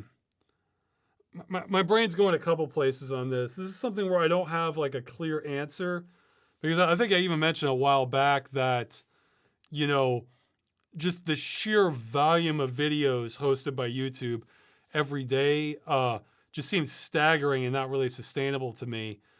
But so yeah, this is a legitimate business tactic to do this, doubly so when you have kind of a de facto monopoly on streaming video the way YouTube does, but or streaming video submitted by users, I guess. I guess my thought is, but like it's a valid tactic from a business, but obviously that end viewer doesn't like this, and the whole success of YouTube started from people, YouTube, you're just the regular people uploading their stuff to the platform, and they were just the platform. I mean, then YouTube's grown since then, but it kind of shows kind of a betrayal of the spirit that it was founded on, which, I'm sure many savvy businessmen or business will tell you that, like, fine, that's completely irrelevant, only there to make money. And which kind of gets my brain thinking in the direction of, like I mentioned, to me, like something more closely resembling a solution, like a long-term solution where, yeah, okay, I think the framing, yeah, okay, yeah, this is a good example. Remember last time I was talking about how, like, some things have, like, the framing feels wrong? I don't think this person meant it that way, but the framing of this felt kind of wrong to me, because what was that sentence? Is there a solution that could benefit both ends? Okay, I feel like that framing is already wrong, because let's see, what's the value of Alphabet, the owner of, Google and YouTube? Okay, 1.67 trillion. Okay, so what do we need to do to benefit a $1.67 trillion company? So that we need to benefit them more. It's like, is that really the right framing? And this is something that's kind of like a mainstay, like, form of video media, like YouTube. I mean, it's kind of like a replacement to what TV used to be. I mean, it's different, but, it's a sort of a, what's the phrase they like to use? Like common space, or... So there's an argument to be made that this is so big, they have a de facto monopoly, and that it's so incredibly... Well, I guess YouTube is not necessarily been losing money, but it's under stewardship of such an incredibly profitable company that, that also has de facto monopolies in other areas, like search. Yeah, like for Google search. What were some other things that Alphabet owns? Well, whatever. That in itself is, or that in itself is, oh yeah, wasn't there that article about, like, YouTube? I forget the details, but, like, Google is trying to implement, like, this DRM system on the internet. I still need to dive into the details of that. I've been meaning to, but the short, okay. So the knee jerk response to this is, of course, it is more complicated than this, and this is probably a gross simplification. But in some ways, it's like they're trying to own the internet. So yeah, very gross simplification. So this is a company that, like, in some ways, it's more powerful than, like, governments. And yeah, with Chrome, that it's a really dominant browser too, or Chrome-based stuff. I've even heard some more conspiracy theory stuff, which I might even get in trouble for saying on here, so maybe I should wait on that. But well, okay, I guess I can mention it. There was this guy that was basically doing data analysis to show that YouTube was... No, actually, no. Okay, okay. I realize some of this, at some point in the past, I'm not sure if this can get you, like, flagged on YouTube, so I maybe shouldn't mention this, but it's basically there was a conspiracy theory level that the guy analyzing, showing some of what Google was doing, like, proven, led to something that might have been an assassination attempt on him. It wasn't completely clear to me, but there was definitely supporting evidence, like more than would just be a coincidence stuff. So I'll just leave it at that. So, but that's very speculative. And I won't say what he showed YouTube, what Google was doing, because that's the part that might get me in trouble. Not the other part. So anyway, the point is, Google is very, very powerful, Alphabet. So I think there's an argument to be made that, so by framing it as, what do we need to do to benefit them? Well, they've been benefiting themselves for decades, or well, let's see, how old is Google? I'm not sure. Well, over a decade, easily, decade and a half. to the point where they're one of the most successful companies in history. So I feel like that framing isn't really the way to look at it. You know, like, I mean, I'm not saying they've been doing this, but like, say someone was robbing you, you know, like just slowly over time, you know, they would just come in, take a few things and leave. Next month they come in, take a few, and then you find out they have your stuff and you want some of it back. But it's like, well, whoa, let's make a deal here, like some for me, some for you. It's like, well, no, that framing's all wrong. You've just been robbing the person. So again, not saying that's the dynamic, but that's the kind of mentality I think we need to be looking at. So that makes me think that like the more appropriate conversation would be, or the sane one, which again is fantasy. I've said before, my politics are fantasy, would be to think about either nationalizing something like YouTube, so make it like for the common good, or B, not do that, but just bring out like antitrust law and realize, okay, you own way too much of the market share under antitrust law. We're gonna need to break up the company. Google's too big, so it's gonna have to be Google for search, this for YouTube, this for Gmail, this for Chrome OS, that sort of thing. You know, just even then, that might not be an optimal split, but the point is, you take Google and you split it into like 5 different companies, or something like that. And to me, that is like the more traditional thing approaching a solution, and that is not beneficial to the investors in Alphabet, I guess. So they would not want that, and that's why we're never going to get that. But I mean, I don't know, just so thinking of like, oh, what's the reasonable approach to take? It's like, well, we're kind of beyond that. But at the same time, if YouTube is unsustainable, like financially, well, that's why maybe it does need to be like a nonprofit thing. That's like, it's kind of funded by, you know, has more public funding. I mean, I bet the public would like to have some input on how the algorithm works for it, but again, that kind of but see, that opens up another can of worms, because then what if the government decides like, well, no, wait, we want to put our thumb on the scale and we want to ban everybody covering some bill we don't want paid attention to, or like some military conflict that went south, or you know, I don't have good answers to this stuff. I get kind of lost, but then you know my thought process on it.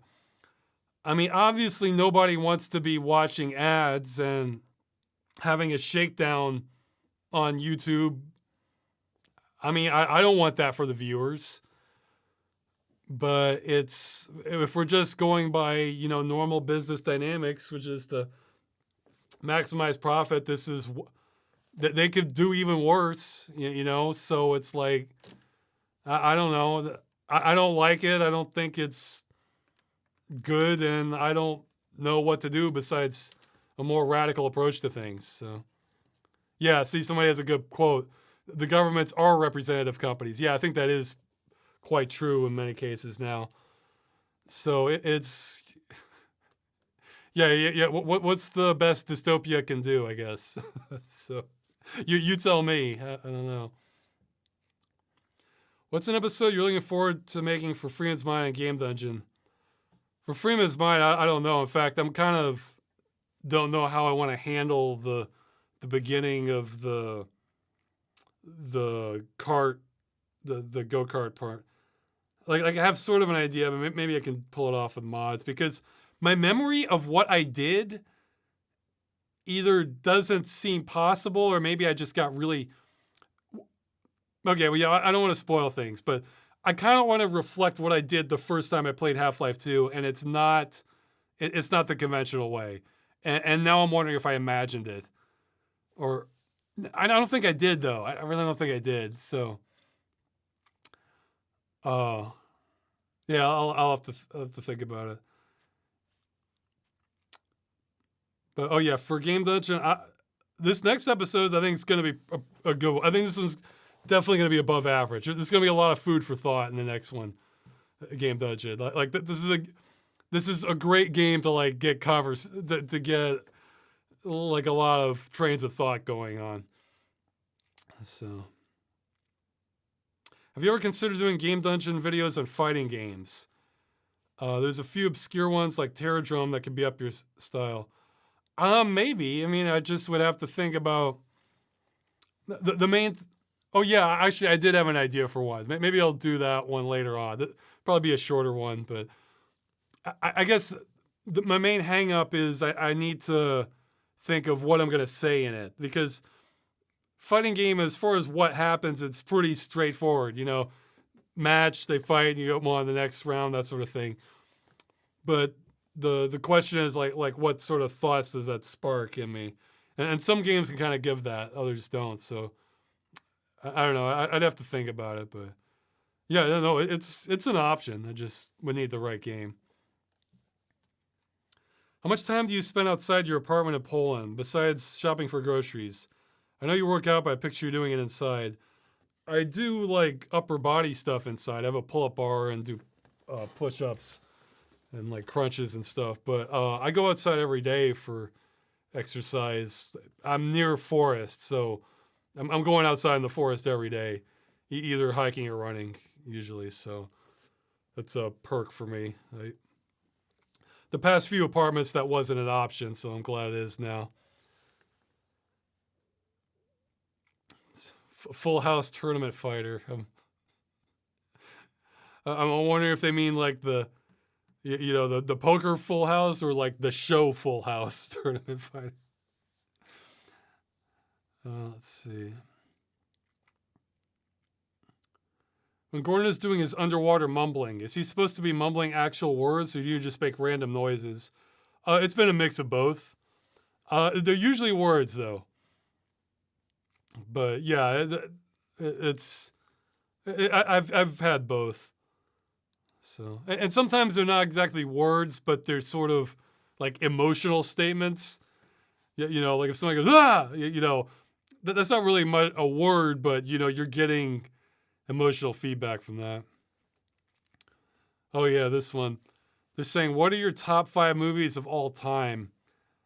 I'm not sure, but I think I feel safe including The Thing and Dawn of the Dead remake. Those are definitely among my all-time favorites. I'd have to think about the other 3. I mean, it's because you have to wonder if it's like, if it's a movie where you're thinking, oh yeah, what a great movie, versus like a movie you would want to watch like again and again.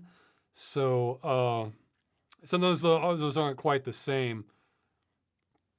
Like I'd have, yeah, I mean, it just gets really tricky. But those are both movies where I'm just like, this is so damn good. When I was watching it, that just, I don't know. Those both like resonated with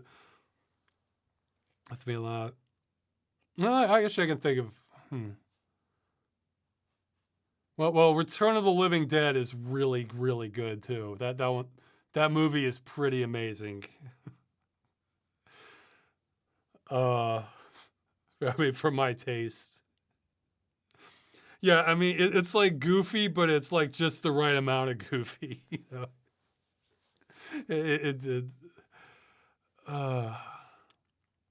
I mean, there's all sorts of movies I really like, but I'm just not sure if it's like my all-time favorite. Because, like again, Shawshank Redemption's coming up there, but I don't know if it's like my personal favorite movie. But yeah, I mean, it's probably my favorite drama. Or let's see, what's another one? I really like The Blues Brothers. Let's see, what are some really funny comedies?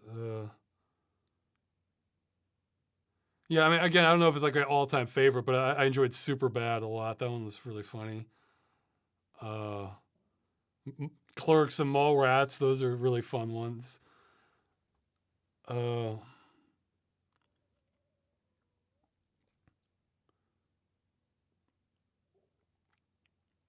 Let's see. Somebody's saying Hot Fuzz. Nah. You know, none of those Simon Pegg movies, like, I found, like, really funny. I mean, there would be scenes that would be good, but I don't know. Some people, like, love them. So I'm trying to think, like, I'm trying to think of, like, what's the funniest movie I've seen Simon Pegg in. I don't know if I've seen him in anything that I thought, like, oh, that was hilarious. like, I mean, he's not the problem. It's just like the script wasn't just quite my thing. And I know he has a cult following to it, but I guess I mean there were scenes in yeah. I mean that's hardly my favorite movie at all, but like there were scenes maybe in The World's End that might have been that were pretty funny. That might have been my favorite. But that I'm trying to see what else has he been in. Because yeah, I know a lot of people love Shaun of the Dead. But, so I was thinking about how about Salt Lake City Punk. Salt Lake City Punk as a movie, I think is like it's great, it's fantastic, but I just don't know if it's like my all-time favorite. Actually, this also isn't my all-time favorite, but I think I like it more than Salt Lake City Punk would be Fight Club. But let's see. Actually, I haven't seen Rat Race. Maybe I need to watch Rat Race. Yeah, yeah. Somebody's saying Big Lebowski. Big Lebowski is really good. It's really, really good. I just don't know if it's quite. I'm not sure if I'm wondering if you have to be a stoner for that to be like your truly favorite movie, and I'm not a stoner, so maybe that's what keeps it from being like the all-time favorite for me. But no, it's Big Lebowski is a fantastic movie, absolutely. Let's see. Somebody's asking The Thing. That those one that hands down made the list already. So I mean, there's there. You got me curious now. Okay, I'm just gonna type in best movies and see what comes up. I mean, for horror, I really think The Shining is great, also. But okay, let's see. They have a list of 100 here. Yeah. Some of these are just kind of like you have to be like big film. See, the thing is, I'm still even though I like movies, when I think of my all-time favorite movies, I'm still a little lowbrow, and that I just want like the most entertaining movie, you know. Whereas some people want like a more powerful message or really appreciate the style or for the time it makes some statement. Okay, well they have on here Raiders of the Lost Ark. That maybe, yeah, maybe. I really enjoy Raiders of the Lost Ark. And see, that's kind of like, you know, a popcorn kind of, you know, blockbuster adventure movie, but it's just fantastic movie. Yeah, see, a lot of these, I mean, they're good. I'm seeing on this list, a lot of these are great movies, but they're not, just not my personal favorites. You know, I'm looking at this list, and I think half of this list is like almost like, yeah, what's the phrase? I think it's sort of like a humble brag, where it's just like, yeah, I know a lot of obscure movies nobody's heard of, and because I'm such a I'm such a well-versed film watcher, you know. Well, I mean, yeah, I guess best favorite movies for film critics, I guess, which isn't necessarily favorite movies for the average person. But yeah, I don't know. Let's see yeah. Somebody's mentioning Aliens. Aliens is way up there. Yeah, for my it's because I'm thinking like all time. Yeah, see here we have on this list. I mentioned it earlier. The Seventh Seal. I mean, I guess for your personality, I can see where that would be some people's favorite movies. But man, it's a good movie. Although they have Night of the Living Dead below that. Wow. Although I think, see, I think if you're gonna go with the Romero, I mean, I think Dawn of the Dead original is the strongest of all the Romero movies. But we have Doctor Strangelove. That one's a worthy contender. But yeah, I don't know. Part of my brain still likes things a little more kind of adventure, and it's kind of more in your face. But okay, well, I could go on forever like this. Just probably not the most compelling to watch or listen to here. So I think Pulp Fiction. Pulp Fiction isn't really my favorite. I mean, it's like that was not even my favorite Tarantino one. I think if I had to pick my favorite Tarantino one, it probably would be Inglourious Bastards. And maybe behind that, Reservoir Dogs. So, the Django Unchained was pretty good for Tarantino, but I don't know if Tarantino is like my favorite, but I like his movies. But some people are like fanatical about Tarantino. I just kind of enjoy them. It's not. But yeah, I think Inglourious Basterds is my favorite of Tarantino movies. It's not necessarily my favorite, but okay. So I have two to what did I get? Like, well, I got like 4-ish out of 5. That works. So. Let's see. In the Clans video, you mentioned you're not afraid of ghosts. And that compared to what you've seen ghosts are over in the kiddie pool. What did you see, Ross? Well, I mean, it starts...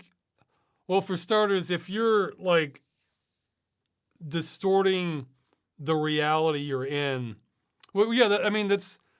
Not Lovecraft exactly, though Lovecraft does touch on these themes where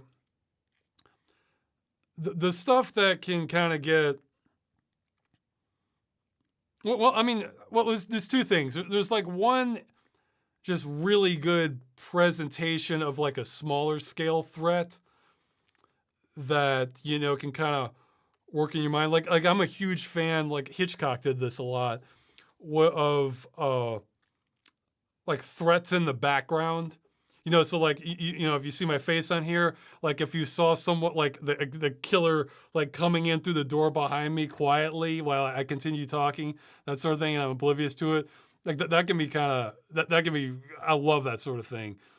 Or just like kind of otherworldly threats, which sounds like ghosts, but ghosts tend to be pretty tame. Like I'm thinking of, what was it? It Follows.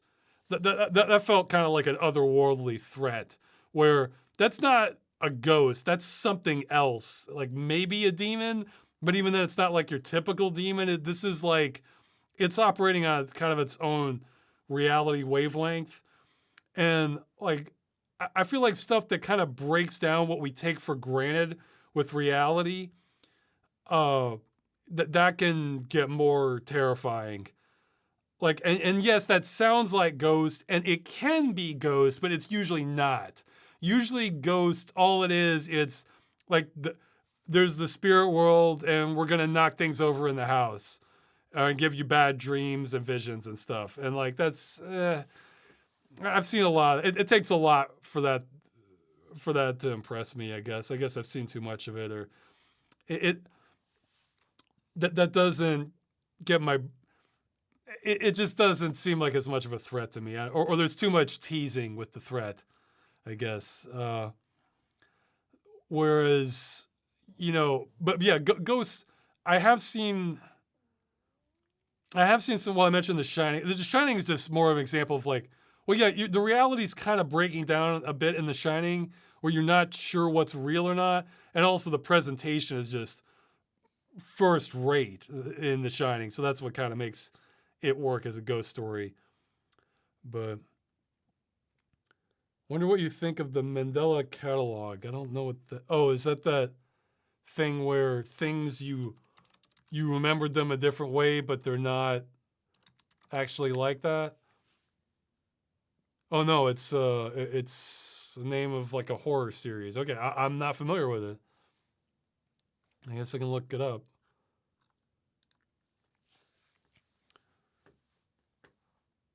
Someone saying they didn't like the Shining movie as much as the book. Well, I saw the made-for-TV version of the Shining that was truer to the book, and I thought it wasn't as good, but maybe I need to read the book. I mean, yeah, I guess I should read the book sometime, so see what I think, because I mean, I was very impressed by the movie, so. But yeah, I mean, but no, you can go a lot, you can go a lot further than that. Like, okay, this isn't the scariest thing, but oh geez, what the hell was the name of that movie?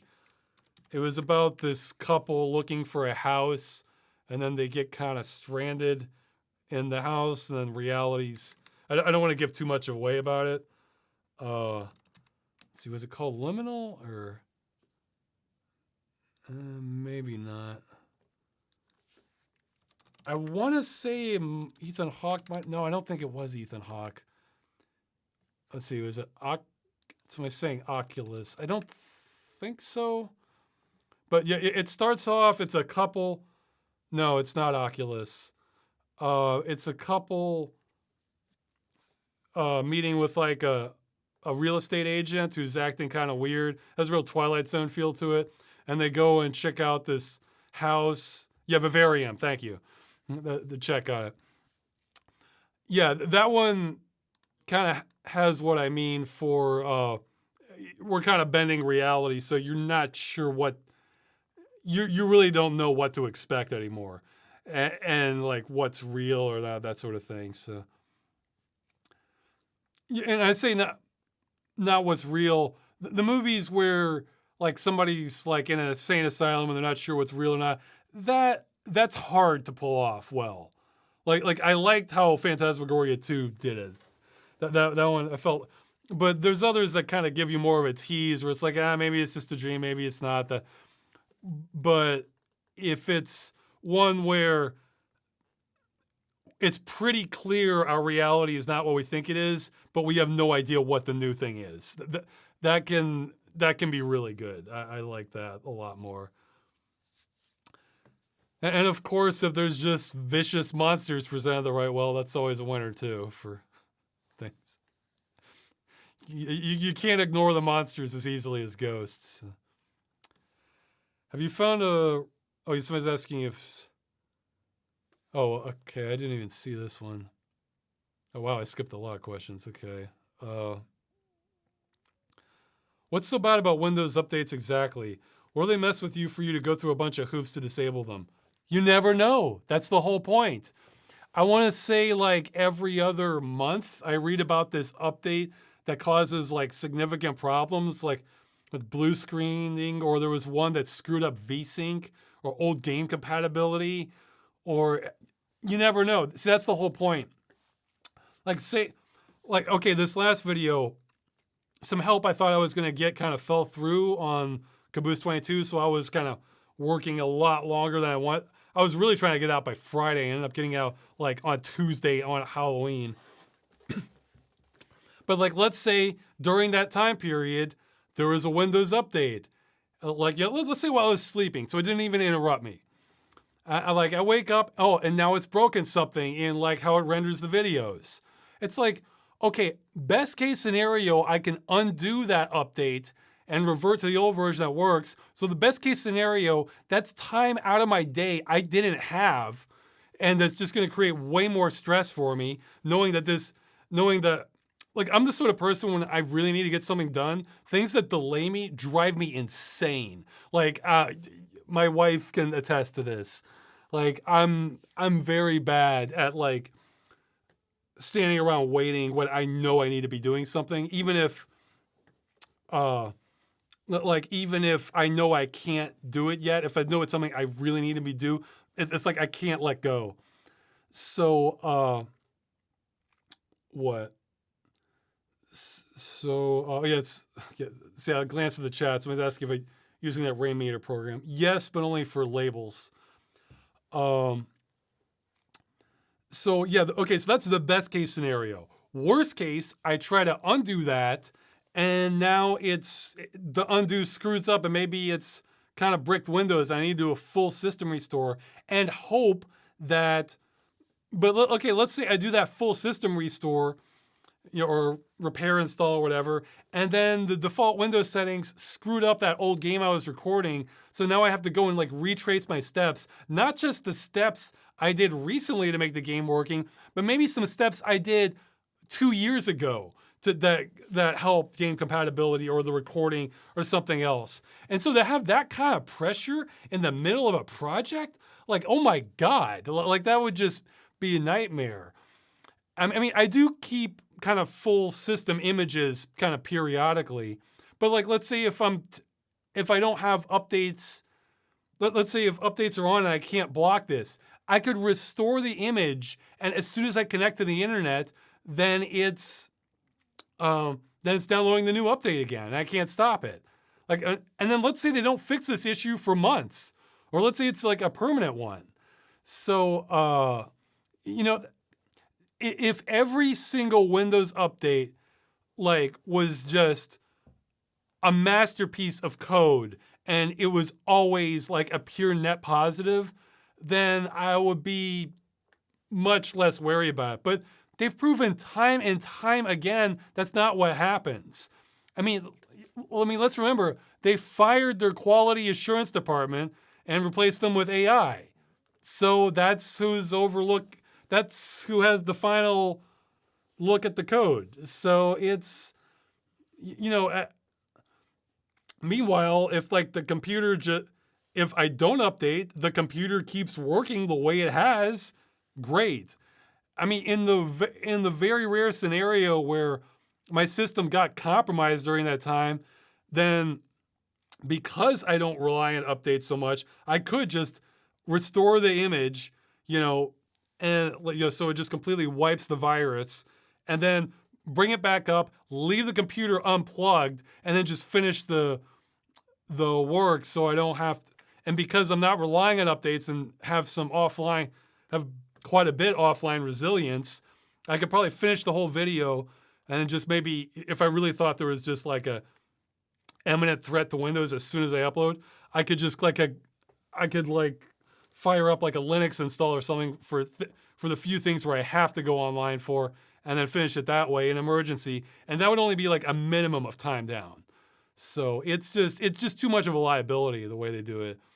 Like the way, I'm a fan of the old way, which is, I think it's called waterfall development, where, you basically, you'll have like a big update, and then you have a long time where you don't have any, or the only updates you have are like really like existential security issues. Like, what was it, like Spectre or Heartbleed for the CPU? So, okay, maybe there'll be a hot fix out for that, and then that's it.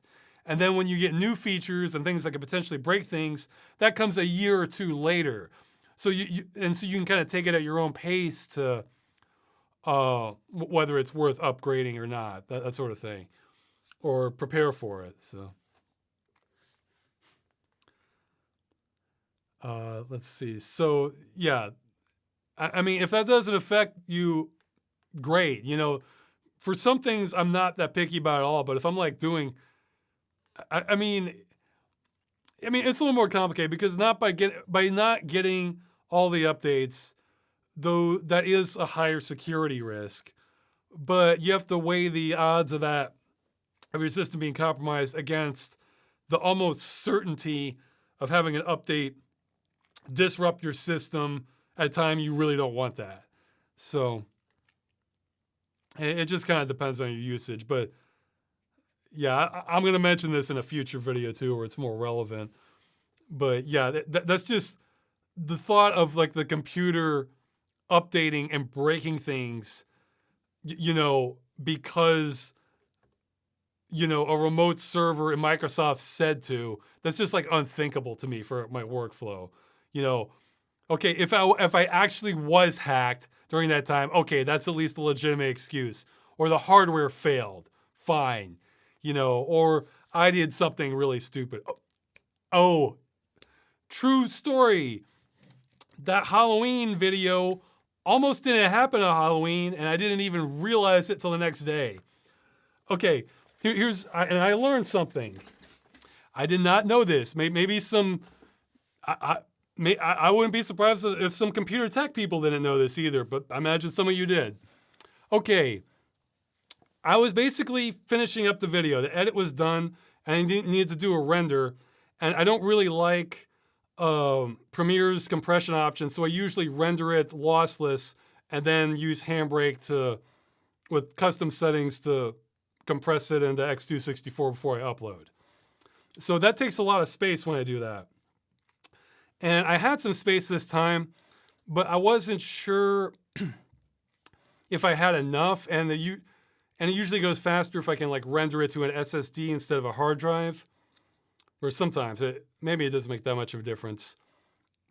So all my drives on my system, or all my SSDs, were like full-ish. Like there was some space. So I thought, like, okay, I need to render this, and I want to make sure I have enough space. While it was rendering like the first round and the system was busy, I thought, hey, I have this SSD somebody gave to me that's bigger. It's like 480 gigs that I was using to test another system, and it had on it a clone of my basic system drive, because I just wanted to test some stuff on Windows 10, just basically a copy of this system. I use Macrium Reflect to do that. Oh, okay, no, okay, I got to call out crap in the chat. Somebody's saying love to Huffy UV, not for Premiere. I used to use Huffy UV back in the old days, but I found when rendering with it, sometimes it would fail. This was like 1% of the time, but sometimes it would just straight up fail when rendering. And that's why I use the UT codec now. I think it's a little more efficient too. I also messed with Lagarith. So, yeah, I mean, the codec, it's probably safe enough for storage and long-term stuff, but not for Premiere. Like, it's that very tiny error that, So, I know I had to point that out. Yeah, Xvid was for lossy compression, but that was back, that was back like a decade and a half ago. But, yeah, anyway, yeah, no, I've abandoned Huffy UV. Okay, so I had a mirror of my system, so it had like all the same info on it. But so I just took that SSD out of the other system. I just plugged it into the external dock, and I thought, okay, I'll just wipe this drive.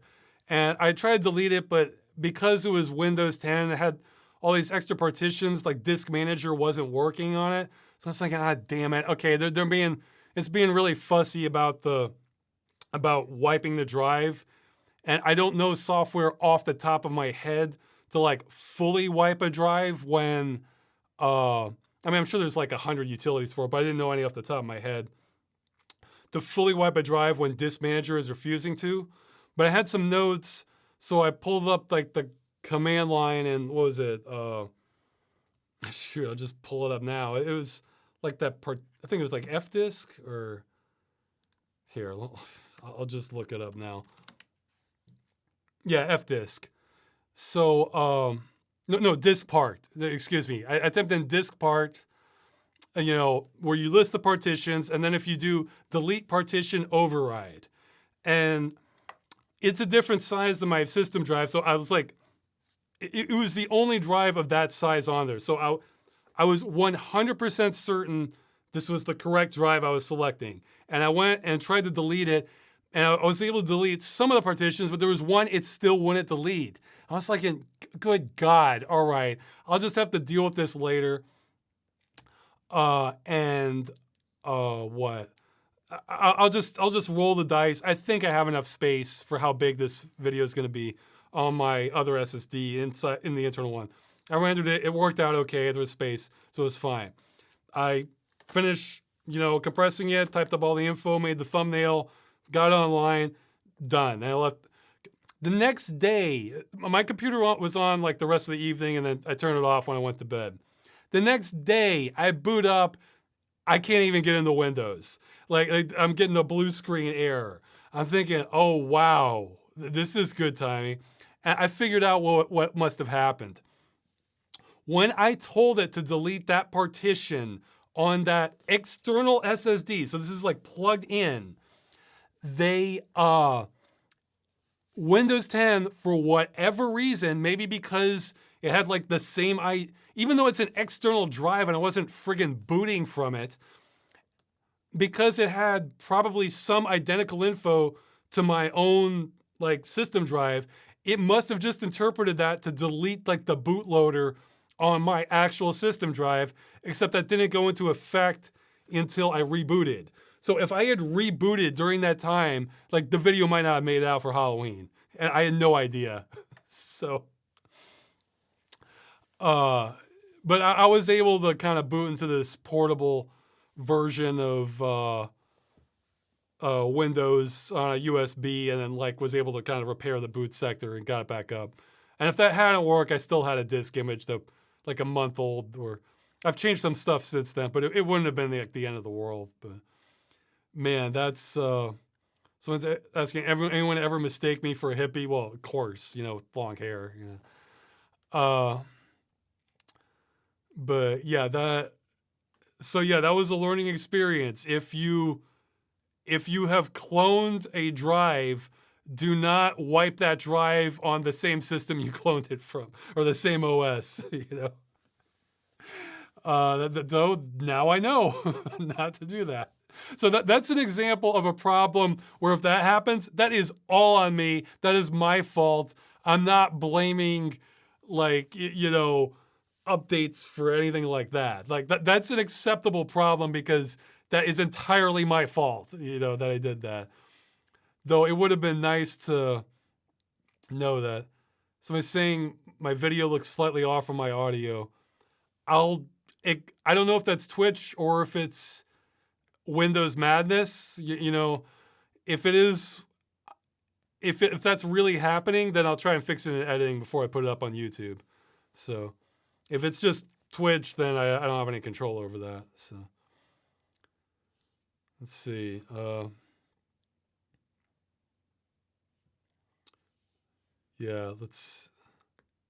Okay, well, Master Cookie's saying about the last episode late. I hadn't mentioned that, but since he's asking about that, this is another example of what I mean. Master Cookie's been helping me a lot with like getting the volume levels right. And he helped me on the last episode. And like the first third of it, first 25%, something like that, 30%, it was great. It was fine. He was doing a good job. And then like it started sounding really off to me. Like I thought, okay, well that was just a weird line. I'm gonna have to replace that one. And I kept going. Then it happened again. Then it happened again. Then again. And it was like, oh my god. Like I just assumed he was gonna do a good job like all the other times. And what happened was he changed his technique in how he did volume balancing, and that led to some problems. So that's what I mean. Changing it really reminded me of that scene from Jabberwocky, where it's like, oh, I think you'd increase your efficiency if you moved your hammer here, and then like the entire factory falls apart. So. Yeah, it's I ended up having to like redo a lot of the volume work myself on that episode, which one, that's my absolute least favorite part of the entire process, and two, the time pressure didn't help. So, but now we know. So, how come your Dota 2 video review didn't upload yesterday? Because it wasn't me? Okay, next question.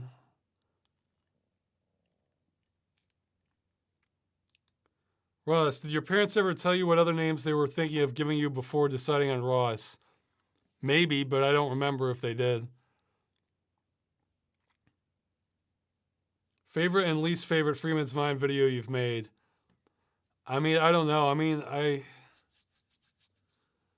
it all kind of, least favorite would probably be when I was at, I don't know which numbers they would be. They'd probably been like the mid-teens or something. When I was at Machinima and I had to record it on a crappy mic on a netbook in a conference room because they literally had no place for me to record it. That's the one where there's more reverb in the audio too. Even though it was incredibly stressful and I would never want to do something like that again, I think in a way my favorite was the last episode. Of the 68, because I like the G-Man ending, alternate ending that I put in there, and I liked being able to like have the arrangements of the quotes going up from everybody commenting on the series. So looking through those and kind of picking them out, that was a lot of fun. So.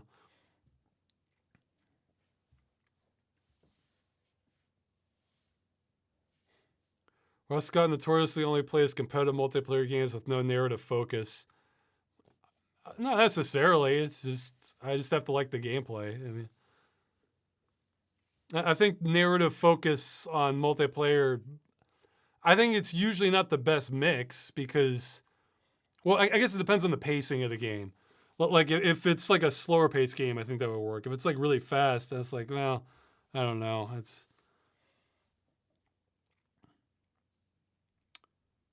see. Oh yeah. Speaking of which, this whole incident with the volume balancing has made me determined to take a second pass looking at possible options for like AI assistance on this.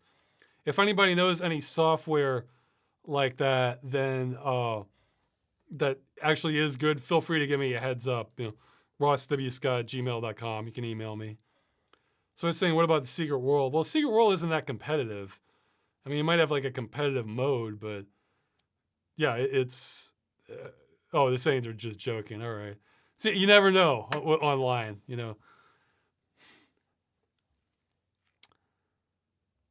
Is Goog the orc from my dream going to make an appearance in the movie? No. That would have to work all around that for that to make sense. But it's all right. There'll be other stuff. Have you found a real-time strategy worse than Conquest Earth yet? Any contenders? I mean, maybe. I would... Not really, but I think like in order for it to be worse, I think you would have to have the controls be really bad. And I feel like I have played one like that before, but I can't remember. Like one I really was not digging the gameplay was, I think it was Kill, Crush, and Destroy, where everything was competent. Like the general controls were good. They had like good cutscenes, good graphics. But what happened is the enemy would just respawn with a vengeance. Like the second you like took down a tower, they have another one building, and they're throwing all their resources to get up as fast as possible. You kill and you could train pretty fast in that game, and I think they had a lot of resources. So as soon as you kill enemies, you are seeing, it's like a conga line coming out of the barracks or something. It's like you can barely kill them faster than they're reproducing. I was thinking, good God, this is... I mean, that is a valid approach to some games, but in games like that, they usually give you much better weapons. Like you could be able to napalm or just like carpet bomb the place if you're gonna do that. Something that like really bring the overwhelming force to things. But I remember that stood out to me. But it was just that aspect. But it was a kind of a big deal. So let's see. We ever see a game dungeon on any of the Hitman games? I've only played some of the original one. That's one of those. I mean, maybe I'll try playing some of the newer ones at some point. That's one of those I've been meaning to watch playthroughs of, because the original one kind of felt like you need to do it like just right in order to do this, and there's a lot of stealth involved with waiting, and that's not. I don't like waiting a lot in games, or rather, I like to be doing things while I'm waiting in the game. We mentioned strategy games. It's like, fine, I have this big research that's going to take like 5 minutes to research or something. Fine, there's plenty of other stuff I can do while that's going on, so. Yeah, okay. But yeah, maybe the chat knows some that have like, or even worse, real-time strategy ones that, I think like really garbage controls could maybe make it worse than Conquest Earth. Okay, I think somebody's coming late. Okay, people are asking a lot of live check. Let me get through some more of these. I'll try to be pickier on the questions now. Oh yeah, somebody was asking like why. I think they're asking like why I have game dungeons on bad games. Would it make more sense to show the good stuff and don't give those games that are generally bad the time of day, even if they have elements that you liked in them? Well, if they had elements that I liked in them, what if they're unique elements I like in them? I feel like that's worth showing. The reason I would want to show bad games is if there's a lot of entertainment value from them, like like in Caboose 22. That was one I hadn't played before. And I just skimmed like a really little smallest amount of like gameplay on it, and I just saw a snippet of one of the cutscenes. I'm thinking, okay, I'll roll the dice on this one because like this cut like those cutscenes, like some of the like I was legitimately laughing at that one where it's like sorry, your daughter is dead.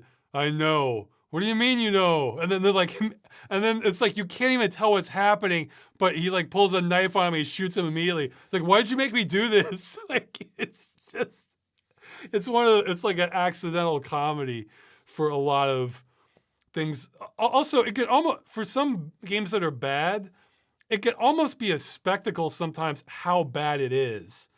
But I think the trick is that you want a game that's like accidentally bad. Like they're not like the developers weren't trying to make a bad one just so they could have like a meme or something. And you generally don't even have that in older games anyway. That didn't really start happening until like YouTube was like well underway, where they're kind of like counting on reviewers to like make fun of it. But so if it's one where they were trying to be good but it comes out bad, those can be they can be fascinating in their own ways. So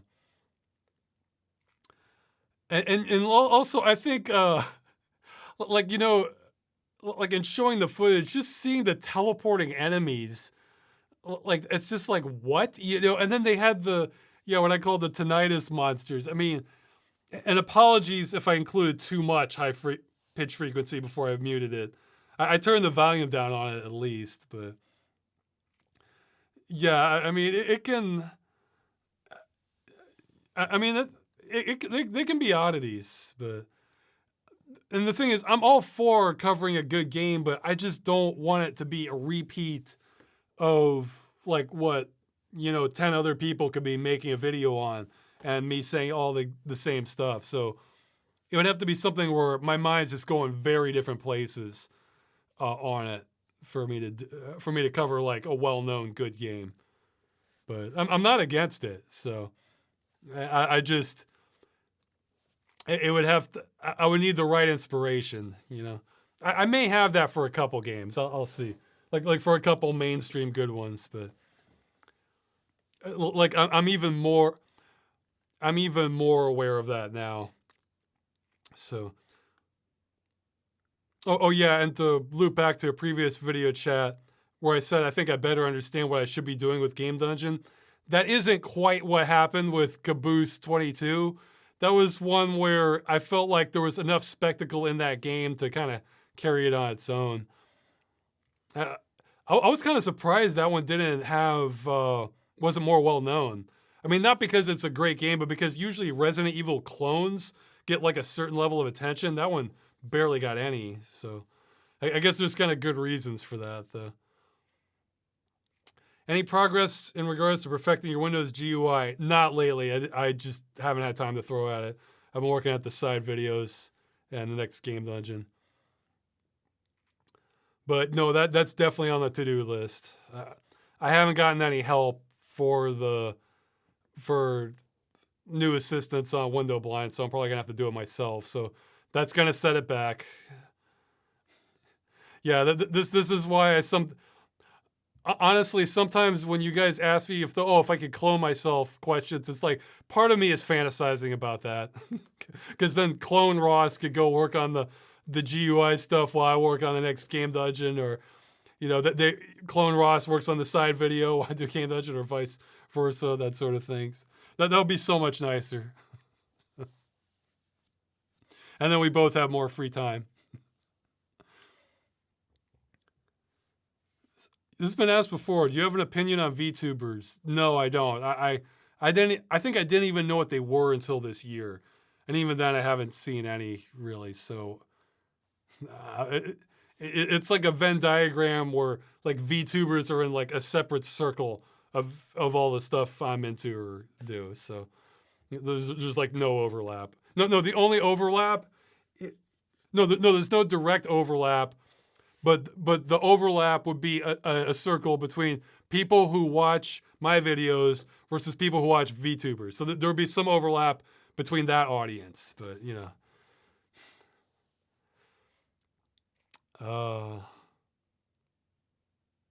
Let's see.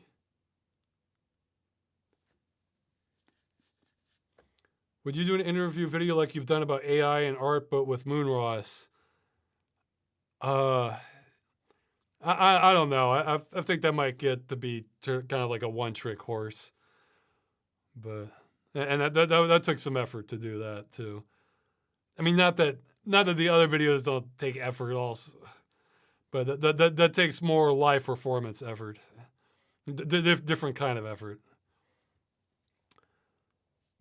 So he's asking about when the movie will be ready. Current plan is to finish this batch of videos I've been trying to get done way too long, then put aside months just doing nothing but the movie. That's the current plan. As soon as that happens, I'm really trying to get there. It's just too many damn things to do. It's okay. Should keep moving on with questions. You said some games are like your unconscious mind. Would the word liminal type of game be an accurate description? No, not really. It would be more like, I mean, maybe for transitions, but it would be more like kind of surreal architecture, but just on just really grand scales and in different ways, you know.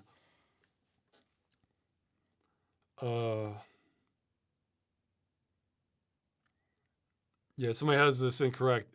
You always comment that you never play a single game twice. That's not true. If I really like a game, I'll play it twice, you know. In fact, that's a sign that I really like a game if I'm playing it twice. But other games, I might want to, like, I'll play it once and then, like, wait several years before I play it again, so it's kind of faded from my memory, so it feels fresher when I replay it. They're saying, what about a game with multiple endings or paths? Like Resident Evil 2. Yeah, I mean, if there's enough in it to kind of warrant another playthrough, then yeah, I might do it again. Or I'm enjoying the gameplay enough to do it like that. Let's see. Sona did this. We tried to warn you. Okay, wait. Oh, you mean the stop for a few months? I at this point I don't care. Like I have to make progress. Like I'm willing to. I'll do it for a few months to get to a point where I'm comfortable resuming the other videos. So I won't just do it until it's done, because that would set things back way too much. But I want to get my hardest problems out of the way, get the pipeline fully established, so that it's just doing it. You know, see that's the hell for this in switching engines, especially. But I had to from Source, because but like this, if I had stayed on Source, I would have made more progress and the movie would have never been finished. I say that with like 100% confidence, because the bugs would have been completely insurmountable. But the hell in this is establishing processes when it's possible to do something, but documentation is really dodgy on it, or the only stuff you're finding is for like Hollywood setups that cost $20,000 to do this, or and so like getting the whole pipeline like established and worked out, that's just invaluable, and that's the hell, because that's the part I don't know how to do, and I think I can do it, but I don't know it. So it's kind of like the analogy I always make. It's like kind of like climbing a cliff or a rock where you think there's enough holds for you to get up there, but you're not certain. And see, once I know I have the path laid out, then it's just like making a civil protection, just on a grander scale. So and then it's just about like just putting the work in, and that's the problem. That's like a different kind of. Well, I wanted that on a mini scale in some of the other videos. Like, there's some stuff, some work is just a matter of doing it. Other stuff, it's like figuring out like how you're gonna do it, and or like, so it's like if I have a script finished, I just need to like do the recording, edit it down, chop it down, match it up. But if it's like, if I haven't written the script, it's like, well, I need to make sure I'm going to write a good script, and that's not as simple as like just do it. It's got, you have to figure it out, and progress is irregular on that part, because you can make you can make as much you can make weeks, sometimes months worth of progress in one day than you can on others where you're just hitting a lot of dead ends.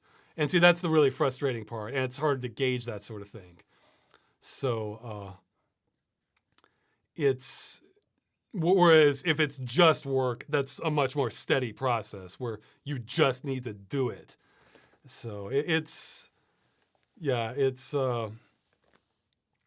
two different types of things. So that's the part I want to at least make major headway on before I resume the videos. If I permanently lose some of my audience, so be it. Like, I'll have more like inner peace just being poorer and figuring out something that way, but getting the movie made, So, let's see. More questions. Lost my spot. Okay, I'll just. Oh yeah, okay. Do you think going to college or university will eventually be pointless? The cost involved, emerging AI, jobs disappearing, etc. Well, I don't think it'll ever be pointless, but I mean, worth it is a different. Maybe you mean like worth it. Yeah, who knows where things are going? I mean, when I graduated, like, I had a chunk of courses where I basically took the class equivalents that I knew were transfer over of the more generic classes at a community college, because that was a lot less expensive, and then just had the more specialized stuff like at the university. And even then I had, like, I was able to test out of like one class. I think it was for physics, because I had physics in high school, and I mean, I had to take I had to take an exam there, but I was able to just take that exam, passed, and then that was my grade for. I got credit for that. So like, there are shortcuts you can make to kind of knock off a lot of the cost, but I mean, I have no idea where things are going job wise. Other than it's probably going to be pretty damn competitive, but people still need to eat. And I think our system doesn't want to square these two things and just hope for the best, which is not something I see as particularly stable. But I mean, I would say be very wary of cost you're going to incur, because, yeah, I think like student loan debt is like, that might be like the one kind of debt you can't declare bankruptcy on. Like, you're basically stuck with that for life, or else decades at least. So yeah, I mean, you can't get rid of that, essentially. So just be aware of that. And I would say, though, many jobs essentially like require I mean, as a sign of how amazing our system is, there are many jobs that require college accreditation for like, require a bachelor's or a master's or something, regardless of how relevant it is to the actual job. It's just that there will be so many candidates, and the company has its own culture that they only want to get the college graduates, whether they need them or not. So in that case, it's worth it, but you want to figure out like the least expensive way you can get that. And that could be trying to like test out of a lot of classes, and where you can like pick up an old curriculum or something, especially if it's a field that isn't like rapidly changing, like history or English literature or something, or physics, basic physics. uh, where you can like kind of study that on your own with just either online or just like an old textbook that's going to have like 95% of what you need anyway. And then learn that, go in, take the class, and then you just saved yourself thousands of dollars. So, that's one way to get to it. I mean, some people talk about like you missing out on the college experience. I think that depends on two things on that. One, I think that depends on the person. My college my college experience was getting hit with major depression. So though that wasn't blamed on college, that was something that was emerging prior to that. So that I kind of missed out on that. But the other thing is the college experience might end up being something. Yeah, what we think of as like the college experience might end up being something that isn't isn't affordable to like the average person in the future or something like that. That's like you're going to be like a certain class just being able to obtain that. Uh, and also on a personal note, I would say the college experience is probably less fun regardless if you don't drink. But that's probably not most people. But that's something to keep in mind. That's yeah. If you don't drink, that curtails a lot of what you might experience at college. So, okay. But yeah, I don't know where things are going with college education, job out prospects, other than it's probably going to keep getting tougher. Somebody's asking, what are my opinion on half measures for killing off video games? And they're giving the example of, okay, well, they're talking about Rocket League, how they changed some features of it and kind of changed the experience of it for them. What I don't like that, but I feel like that's much more of a gray area where some of the changes are great, others are it's like you're sort of killing the old game, but you're also maintaining it. And I figure this problem is so bad. Why even I mean, I guess from the perspective of trying to get like judges and courts to look at this, why even bother with the hazy cases that give wiggle room for the developers to worm their way out of when you could go for just the dead to rights? No, we took your money, we sold it to you under a perpetual license, now you can never run it again, and we kept your money. It's like I'd much rather stick with the black and white cases. For what you're mentioning, I don't like that either, and I think there are solutions for it, but I think we're far more likely to make progress if we go after just the black and white examples of no, this is basically fraud. You're taking back what you sold to the customer, but you're keeping the money.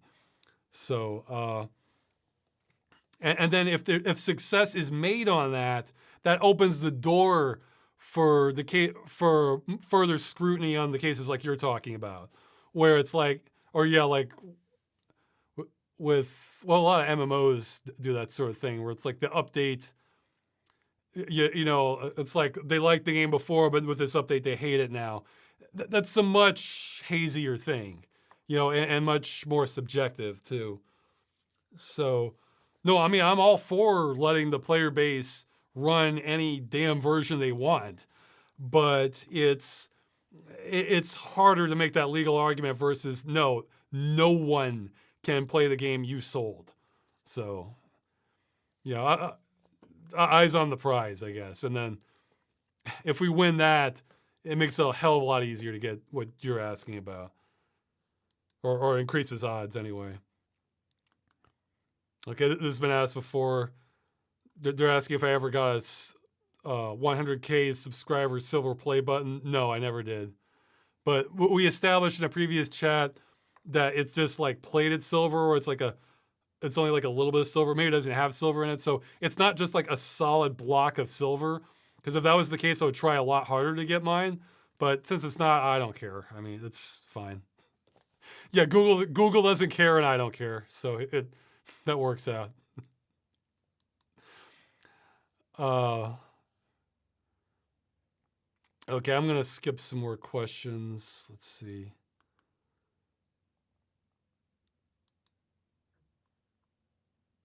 So some of these are pretty broad. Okay, well, this isn't a bad question. They're saying, why do you think grocery prices in Poland are lower than prices in Germany or in USA? Well, USA might be a different case, but I think or something like Germany, like everything's going to be pricier. So I mean, this is like a simplification, but like let's say you're a farmer in Poland, and like you can get your fertilizer cheaper from like a manufacturer in Poland because they get their chemicals cheaper because another manufacturer in Poland. So it's like the cost on a whole lot of things is lower that are produced in the country because that's just how the cost of living is pegged at. So that can kind of flow outwards, into food, so that because there are more farmers operating at lower cost because they can, then that leads to the food operating at lower cost. And then the government might step in for some of that. I'm not sure because you kind of need some policy to make sure like food prices don't get out of control. Otherwise, if you just have no control over that at all, then that's how you get the French Revolution. But so if the average person in Poland is earning so much, that means they can only afford so much either. So they need to keep and there is some of that with VAT where they don't put it on lots of different foods, but they will put it on some other goods, that sort of thing.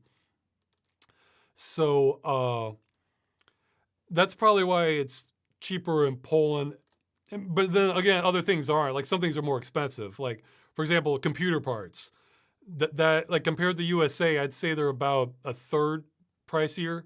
So just take a price on something like Newegg and just add a third, and that's about what it is in Poland. And again, that's the VAT tax where, a computer part, having a video card is a little less essential than like having a potato, or eggs, and that sort of thing. So I'm kind of glad there is a little hand on the scales there for that. Now, for USA in particular, post-pandemic, I've heard, because there's a lot of like sort of conglomeratization of food production, like Monsanto produces like an unreal percentage of the food, I think, in USA.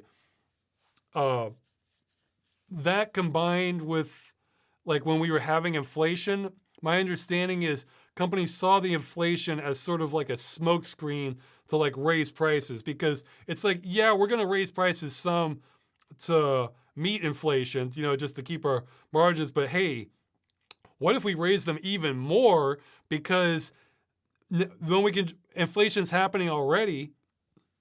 So we can just say, hey, it's inflation, we have to. And even though we're doing it like 60, 80% more than we have to, or something like that. And so it provides cover for that. And I've heard prices on some food can get to be like unreal. So it's so I think USA might be a case even beyond that, at least from what I've been hearing. So and somebody asked in the chat, do the millions of small farmers in Poland also contribute to low food costs? Yeah, they probably do. And I've actually heard like a conspiracy theory about that, how a lot of, well, maybe it's not even theory. Apparently, like big finance companies like BlackRock and maybe I think there are a few others, apparently they own a lot of the farmland in Ukraine already. And Ukraine was, like, I remember there was some controversy about Ukraine trying to like dump a lot of the grain onto Poland. I forget the reasons why, but maybe just to like get it out while they can because there's so much turmoil there. But like there's been resistance to that in Poland because if you just dump all that grain onto the market, well, then that makes all the farmers who are growing that grain, that makes their yield like just drop dramatically. I mean, the prices they can get from the market. So they might they'll lose money. So that disrupts the market. But from what I've heard is that's like an intentional move by BlackRock and companies like them, because if that puts a whole bunch of farmers out of business, then they can come in and buy those farms, like the small farms, at like wholesale prices, and then start taking over Poland that way. So yeah, that could be the case too, that because Poland has so many small farmers, that does create like friction for food prices spiking to unreal levels. Whereas if you have major corporations owning a lot of them and they can raise or lower them all collectively, then yeah, then you lose that protection. So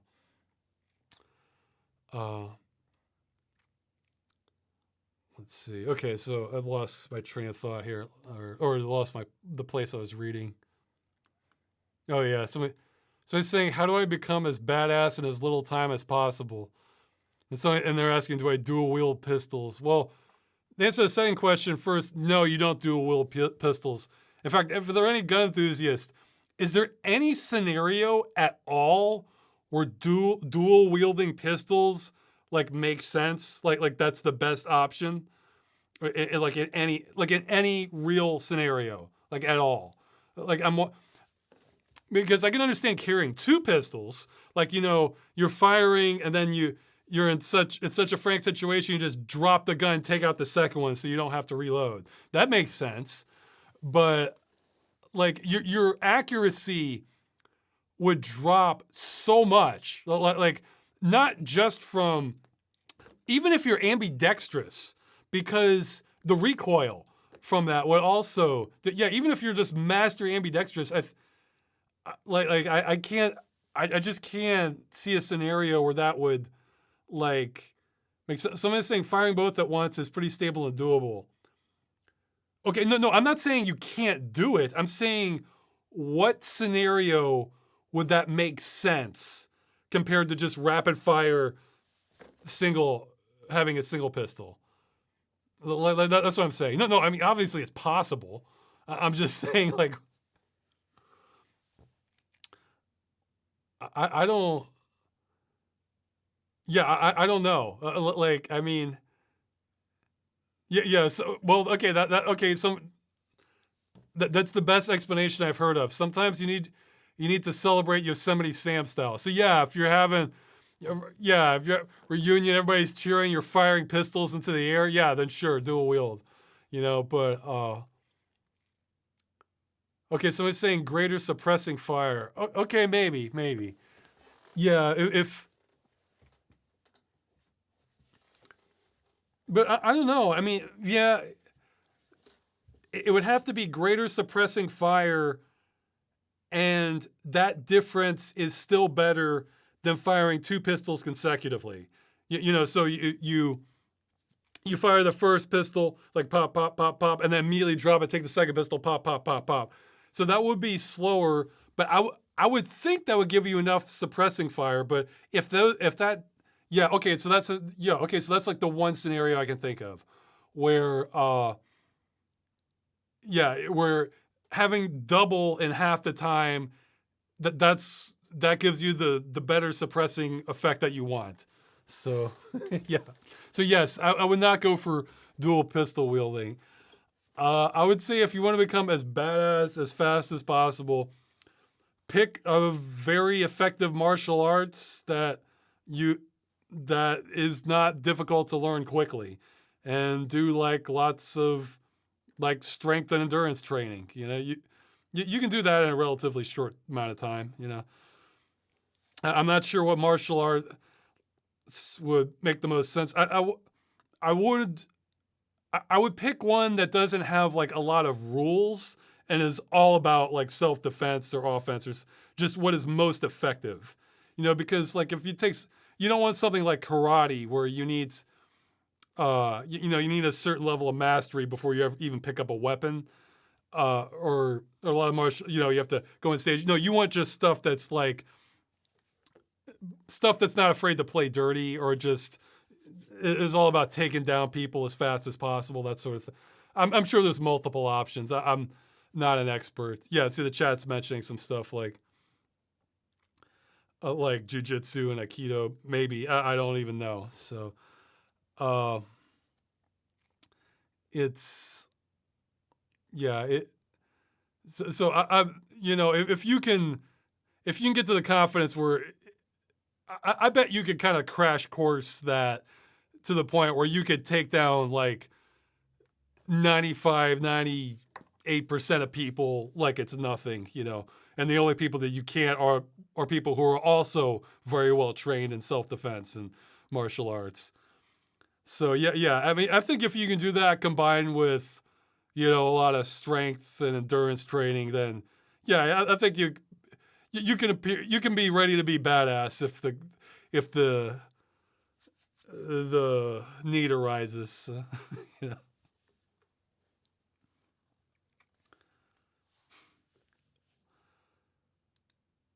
Okay. Yeah, I guess you can wear sunglasses a lot. That's another one. That might give you an extra point or two. Yeah.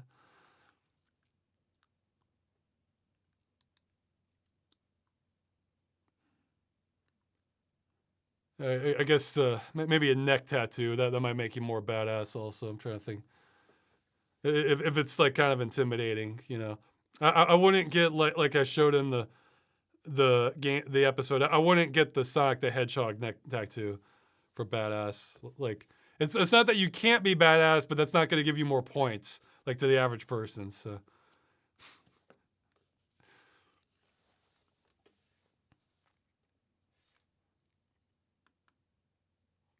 Yeah, let's see.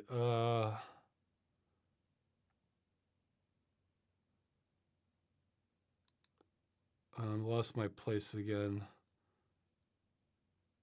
Oh yeah. How do you think the world would be different if Santa Claus were real?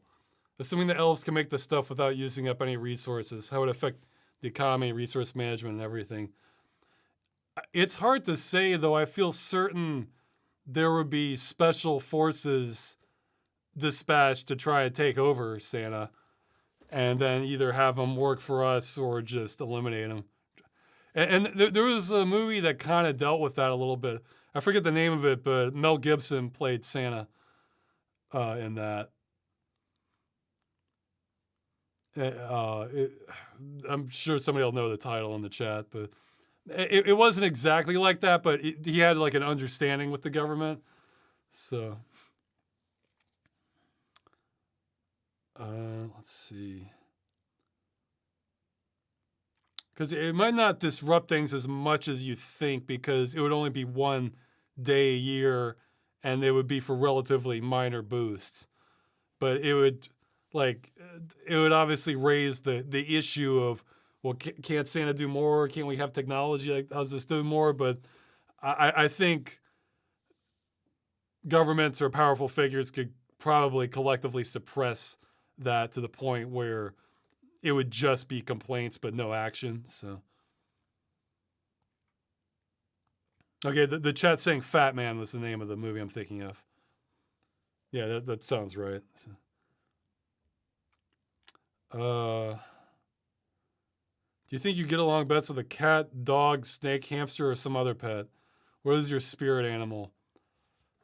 I don't know. I don't really have like this, like an obvious, like animal affinity. I mean, I guess some sort of dog, maybe. I don't know. I mean, I don't hate animals, but it's like, I mean, I just kind of think they're okay. And then it'd probably be some sort of mammal. Like you mentioned a snake. A snake and like lizards sort of fall more into the category of like background environment in my mind, like rather than anything I'm like trying to attach to. But yeah, maybe a quirky dog. I don't know, something like that. What do you think of the game Unrecord? It's the most realistic looking game they've seen. Yeah, I saw the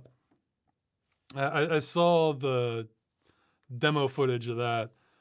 Yeah, it was very impressive. It looks like it's delivering on kind of what we've been led to believe is just around the corner for, geez, I want to say like 5 years every time they have like a new engine showcase. I mean, I think that could be awesome for some things, though. It kind of makes you wonder. Well, it kind of made me wonder how far we'll go with it, because on one hand, you're absolutely going to want that look for a lot of games, but on the other hand, you might want some games, especially from like mid-tier studios that don't have as many resources, to kind of go with just stuff that just looks good, but not. It's obviously still a game, where sometimes you kind of like that not quite real look that kind of creates sort of a larger than life effect. Or if it looks 100% real, that'll totally work for some games. Others, it might not benefit exactly, I think. So I don't know. I guess we're definitely, for sure, there are big companies that are gravitating towards that sort of thing. But I think there will be some market for just good looking games, but ones that obviously aren't real, that have a real look to them. But plus, that does put a burden on the. You need some real money behind that too, because fine, let's say your environment looks fantastic. Well, then that draws your eye to imperfections in the animation then too. So, or particle effects or that sort of thing. So it's like you have to do everything perfect then. So it can take a lot of money to pull that off.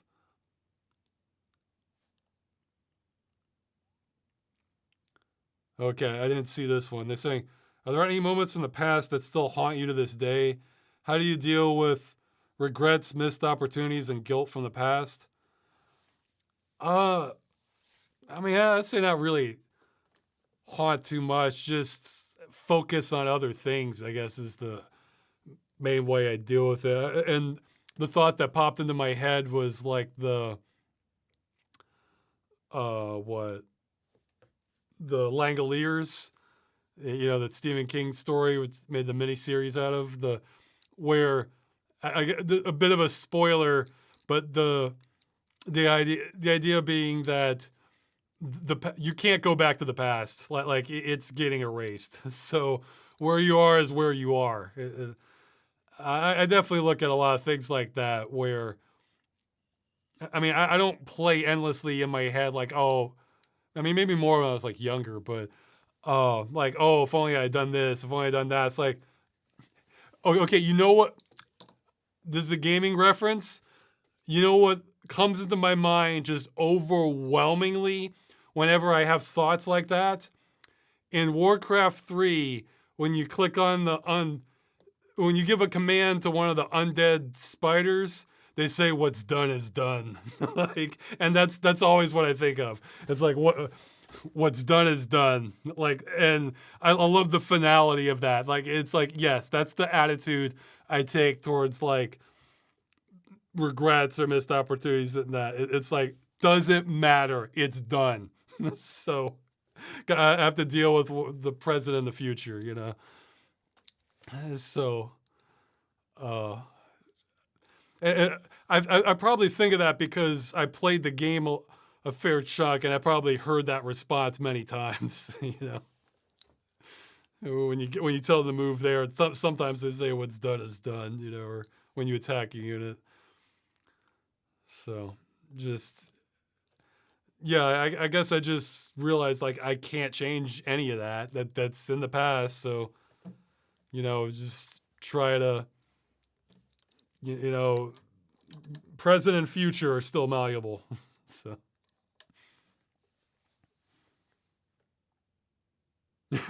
somebody's quoting the Angry Video Game nerd theme, which I guess I won't repeat to kind of keep the. Oh, shoot, I don't even know if I have this set to mature or not on Twitch. I forgot. Oh, well. So I'm saying, is that why nostalgia is weird for you? I don't know. Maybe. I just, yeah, maybe part of my brain is telling me this is a dead end, and like, again, that doesn't mean it just depends. Like when I think of nostalgia, that's like looking at old photos or something. It's like, well, if I literally forgot how things look, then yeah, I want to see the photo. But it's like if it's just there to kind of give me memories of that, it's like, well, I don't know if I really like that feeling. But if it's just something old that I enjoy and I still enjoy, well, great, you know. That's I don't have a problem with that. That because it's not really it doesn't feel like a dead end in my mind. So it's possible for photorealism to stop being the norm because the marketing environment is so different now. Yeah, well, even now, not every game is going for super realistic. Like another, like what I call like the Pixar look, or that one's real popular. Sometimes they go more cartoonish or stylized or stuff, or you have like intentionally retro looks to them. So not all games do that, but a lot of studios. Yeah, when you go to AAA games, a lot of studios do go for best graphics they can. So yeah, maybe that's what'll happen. All the AAA studios will go photorealistic, and everybody else will keep making games like we're making now. So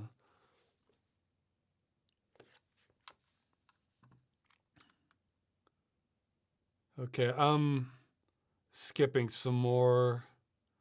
Can you survive on 4 hours of sleep? Yes, but I mean, not long term. I mean, I guess yes, technically I could survive, but it's probably not going to help my longevity. Yeah, I'm not like J.C. Reese Anthus, the guy I interviewed for. Yeah, how many hours was he getting? Was it 4 hours? I've the guy I interviewed about AI, not Yudkowsky, but the guy after him. I I kind of hope he. I mean, if it works for him, it works. But I kind of feel like he should stop setting his alarm. You know, just get how much sleep your body thinks you need. Um, I have done that multiple times. I've had to do that a few times in a row. I think not more than 3 days though. Eventually, my body just says, "All right, enough of this crap," and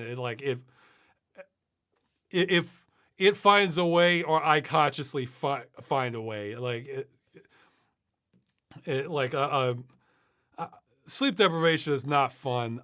However, it's not if it's light amount and you have very few obligations, then it's not too bad. Like if you can just like if you have to stay up but you can just chill, it's not always bad, but sometimes it can be really bad. So I don't recommend it.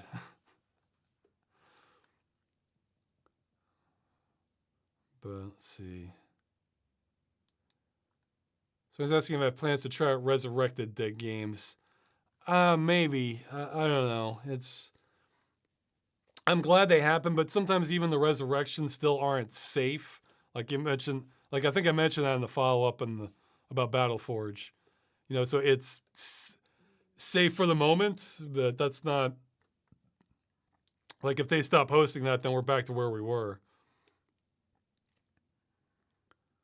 Okay, oh yeah, this one is kind of oddly worded. They were saying if I had a game manual and has the ability to warp reality into video game logic, and the only way to escape was to either win or be the holder of said game manual, what real life game manual would you take inspiration from for the design of this artifact?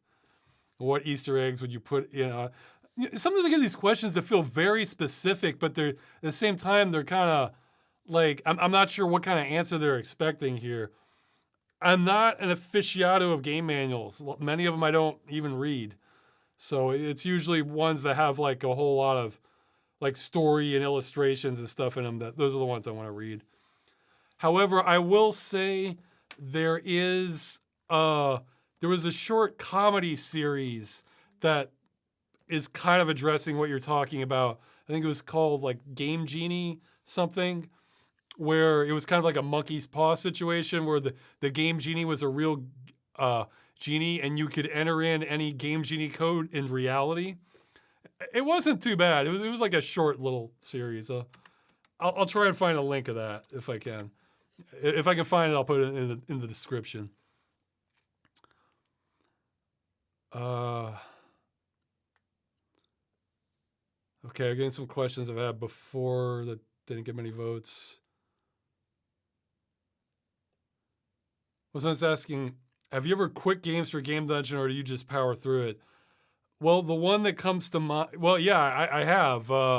Wolfenstein, it just, I don't know, it would just, maybe it was the corridors or something, I don't know, something just snapped at me that I just didn't want to keep playing it. And, I mean, I liked the farm level, and like the going to archaeological dig was okay, but if there were a lot more levels like the farm level, I would have just kept going for sure. Like more European countryside, or like, you know, European town fighting, that sort of thing. But I think where I was just losing it was just a bunch of hallways, and just, it was kind of like the drab, mundane area. It was just like, I don't know, it just was not clicking. And also Hellgate London, I tried to power through it, and man, I didn't remember, there really was a wall in that game. And but in reality, I was kind of running out of time anyway on that one. I still don't really like how I ended that one. I feel like that one might have been a little too cheesy in retrospect, but, you know, try and do better on the future episodes. So, yeah, I think there might have been one or two others I quit in Game Dungeon, but you probably know which ones. But yeah, Wolfenstein and Hellgate London, I was really prepared to like power through Hellgate London, and just, I couldn't. Like, it would just, there was a gameplay wall at that area. So, let's see. Somebody mentioned the game Black Geyser. I haven't tried that, though it sounds like it's like old school Baldur's Gate style. And that's a whole series I either need to catch up on, or either play or watch playthroughs of. Because there's Baldur's Gate, it's Baldur's Gate 2, there's Icewind Dale, and then there's like some others that like came out a lot later. There was, what was it? Is it like Pillars of Eternity? Is that the same style? Well, Planescape Torment is sort of like that style too, where it's like, you know, pausable real-time combat. So yeah, I've that's one of those I think I played a little bit of Baldur's Gate original before, but didn't get very far into it. So maybe I should give another pass at that. And maybe with mods, I'll eventually play Baldur's Gate 3. But like, I heard there's like an AI mod where your whole party the AI will just make the best decision for you during the combat. So I'm thinking, okay, I can maybe do that. Where it's like I control my guy, and we'll just try to get to the fights as fast as possible, and then like the AI will just handle everything else. Okay, somebody's mentioning Orconomics. Yeah, maybe. Man, I think there was another one, like, yeah, there was, okay, there's Pillars. What was the other? Okay, maybe Tyranny. Pathfinder, that might be what I was thinking of. These are ones I'm not sure if they're possible turn-based combat or not, but my brain's sort of lumping them in as a similar thing, so.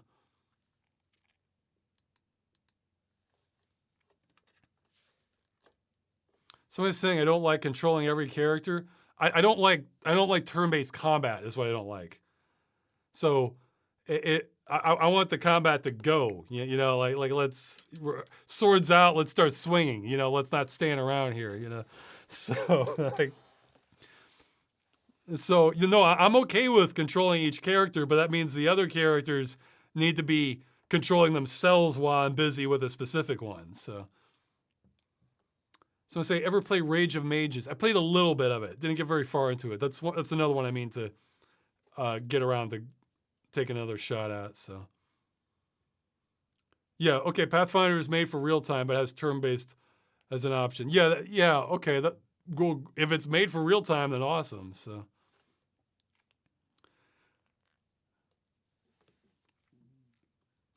Let's see. Okay.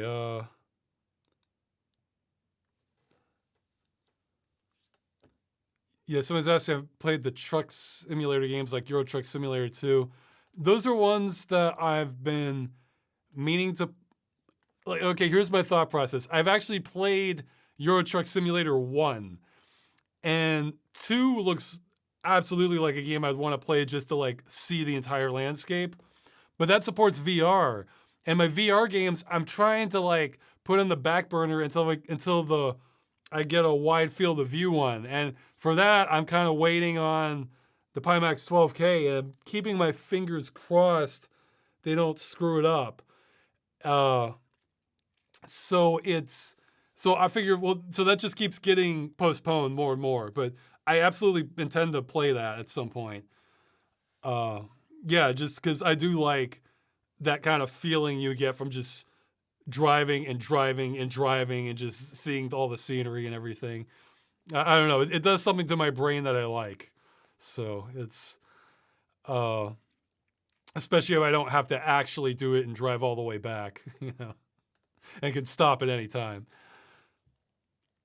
Someone's asking about I Divine Cybermancy. That's another one I played like maybe half an hour, 45 minutes of that one.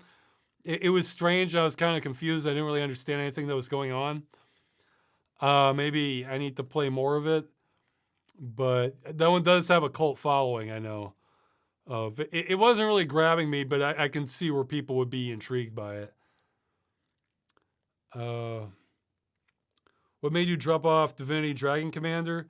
I don't remember exactly. I think it was like I wasn't quite vibing with the mechanics of it, or like the actual in-game stuff. It might have given me that feeling that I was having to like really whittle things down rather than like kind of make more strategic strikes. But my memory's fuzzy on it. But I remember liking, you know, having your exciting mission, then going back and talking for a while, that sort of thing, then going back out again. That kind of genre mixing worked well, I thought. So he's asking, do I still enjoy playing multiplayer games now, or do you prefer more single-player games these days? Well, it's two things. I think I've gotten pickier over multiplayer games over the sorts of things I like. But the other is, if you find a good multiplayer game, you can play that again and again and again and again and again and again. Like, and it just, and I was getting the feeling that when I did that, I mean, yeah, that's great. And if you enjoy it, great. And I do and can enjoy that. But I was getting the feeling that like this, you know, I could be sampling a lot of different single player games, having like a real variety of experiences, and maybe I'm missing out on like really great stuff that's out there, whereas this is just sort of plateauing what I'm doing. You know, I'm going to enjoy this aspect of it. I mean, if it's a good game, and I know what to expect in the range. So there's still a lot of fun stuff in there, but it just gave me the feeling like I was kind of missing out on too many other single player games. So I kind of want to go through. Yeah, part of me wants to go through like all the single player games on my list and then go back to multiplayer, which that might never happen. So that's kind of where my brain is at the moment.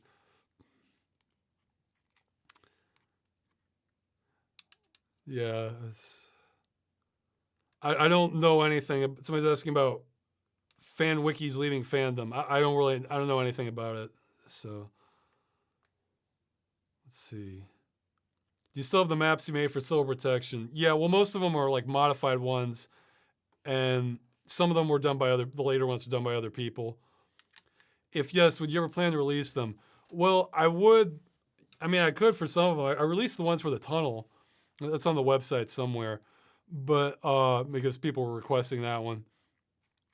But for some of them, I'd have to be careful because some of those maps I decompiled without permission, and that's generally very frowned upon by the mapping. However, because I was making machinima, I was kind of a weird exception where I'm not stealing their secrets. I'm not republishing their work as my own. I'm giving them full credit. I'm kind of showcasing them in the video. So it's kind of a different dynamic than like a mapper like decompiling somebody else's map and then copying stuff they like from it, and then saying it's theirs, because that uh, mappers really do not like that. I guess I don't blame them.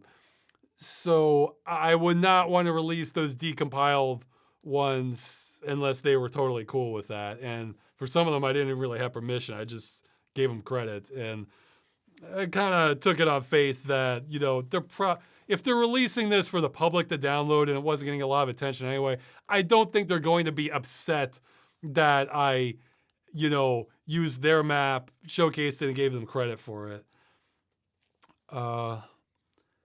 But yeah, the earlier ones was just me kind of editing the Half-Life ones. But yeah, I'd be okay with releasing it, and you could see what a wreck the maps were, because there was no optimization done for any of the ones I did. So it did not matter if the game chugged. It just had to run, long enough for me to record a demo. So.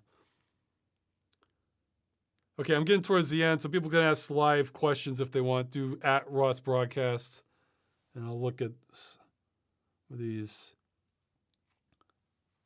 What is your opinion on pirating old games that you can still buy? I mean, I feel like we're entering,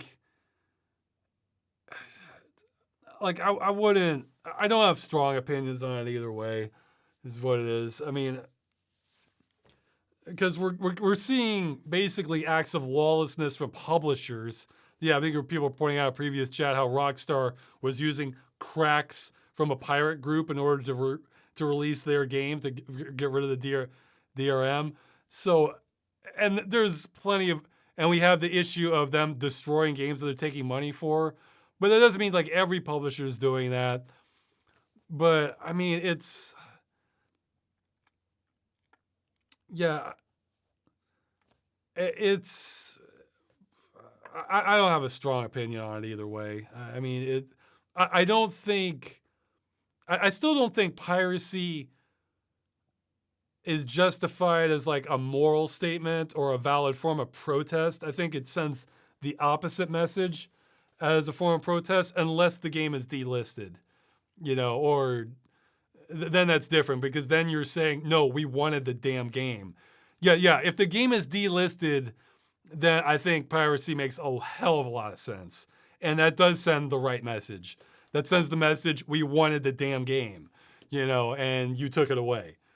So, but as a form of protest, what that says to publishers when they see games pirated, they're saying, okay, we needed stronger copy protection then, is what that says to the publishers. So I think it's dumb as a form of protest usually.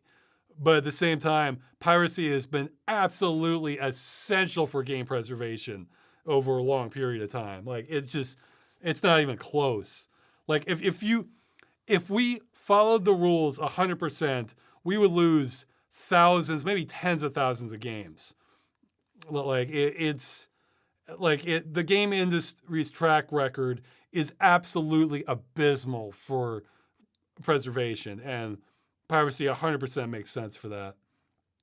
When it's an option, there's more and more games it's not. So, okay, I should take live questions. Tips on growing a Freeman goatee and beard. How what it's like the classic saying about sculpting.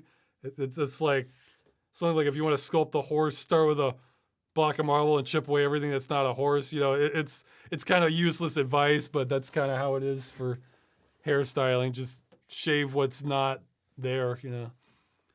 I mean, I have the genes that make me kind of part Bigfoot anyway, so it's not. Where some people take weeks to grow like a thin beard, whereas this is like if I could go clean shaven, I'd have this back in like a week and a half, something like that. So depends on your genes too. What do you think about Zentax closing down? I didn't know they did, and not sure who that is. Its name sounds familiar. Uh-oh, Commodore 64 stuff. That's not good. Okay, I guess I'm not overly familiar with them, but I'm seeing reference to Commodore 64. Maybe that's just a different link. I don't know. Game file format and hacking wiki. Oh, that's awful. That got shut down. See, this is what that guy and a few video chats ago was talking about with like that Destiny 2 being able to sue the cheat maker on grounds that they were modding the game. Because once you set that precedent, fine, now let's tear apart game hack. Yeah, well, I think that's awful then if that's what it's about.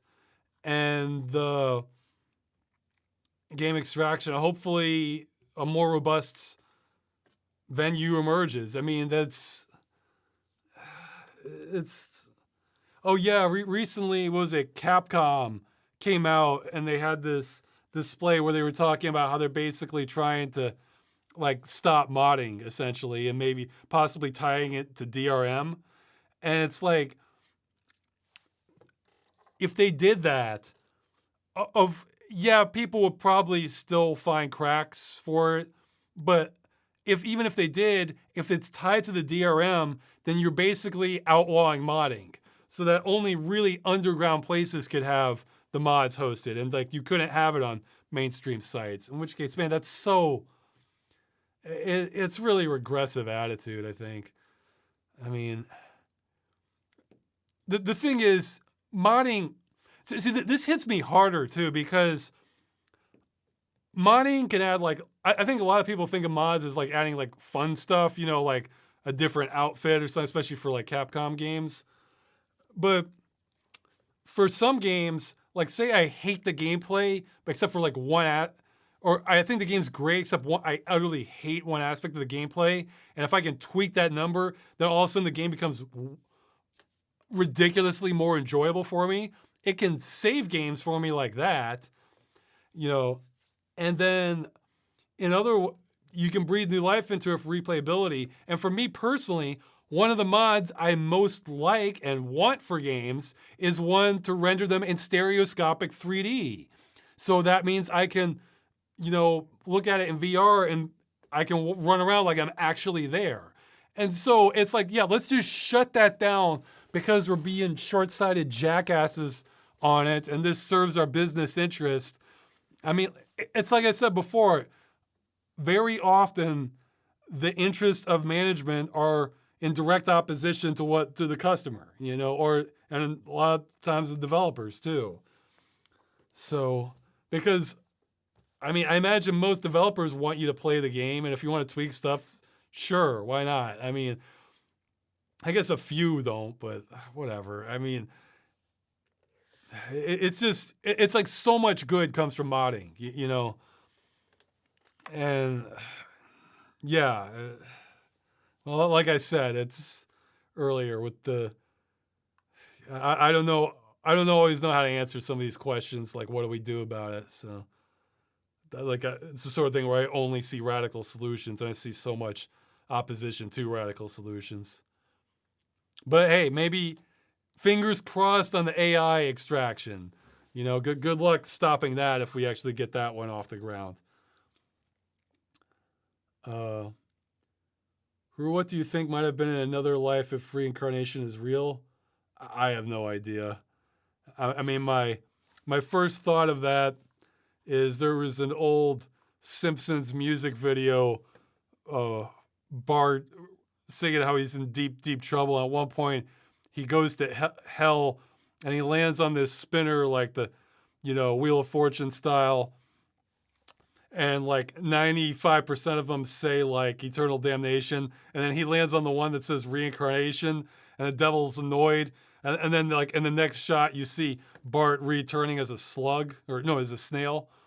So that's what I'm thinking of seeing that question. Maybe I'll add a link to that. Okay, I got to scroll up again to see the questions. Have you played or heard of The Last Door? Yes, it was. I think it was one I mentioned in one of my videos. I still need to play it though. It's on my 2 playlist.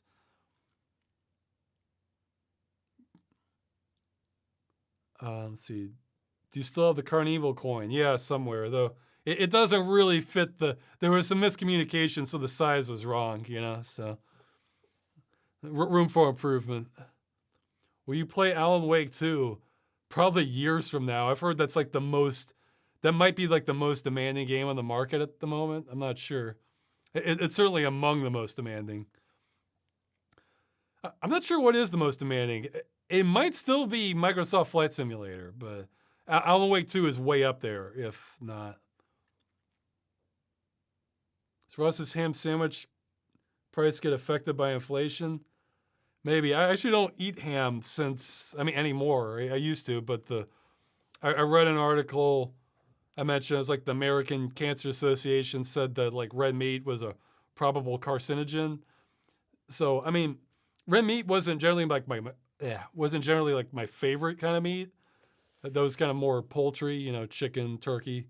So I figured, well, what the hell? I'll just quit it since maybe it means I'm healthier. So I'm not sure of the price of ham at the moment. What do you think of the current state of Generation Z, since it seems a decent amount of your audience is made up from it? Well, great. That means I'm appealing to more than millennials.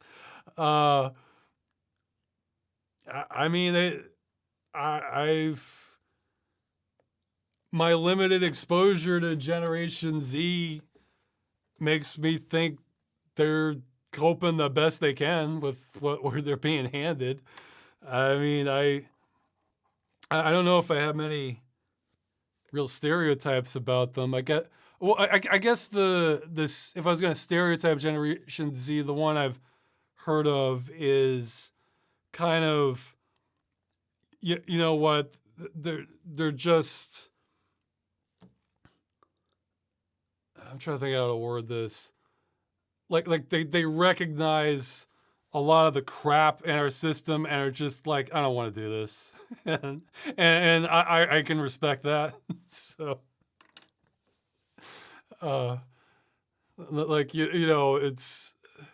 like they've seen what it's done to all the previous generations. It's like, why, you know what, this is a rigged game. Like, why, like I'm going to check out the best I can, That's a stereotype I've heard of Generation Z, and I can completely understand that. So, you guys can check with me how accurate or not that perception is. Yeah, it doesn't mean like nihilist. It's just that on like stuff within our current system, it's that like they can see this isn't working,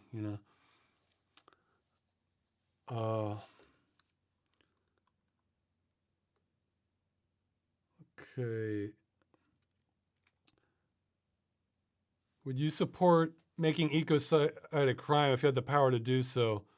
Apparently France has a law against ecocide. Well, yeah, absolutely. I think it should be a crime if it's not.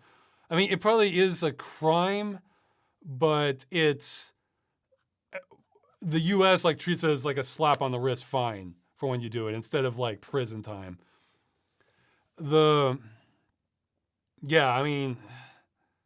Yes, it should be, but if it ever happens, I think we're going to be way, way too late.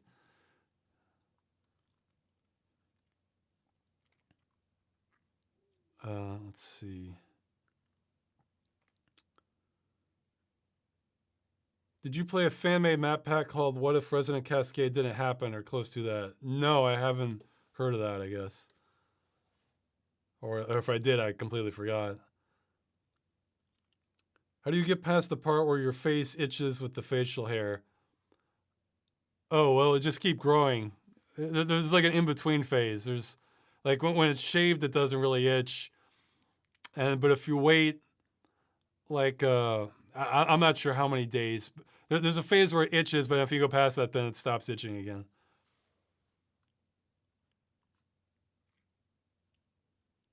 There's already a much stronger precedent that establishes that modding is not illegal, regardless of what that one lawsuit said.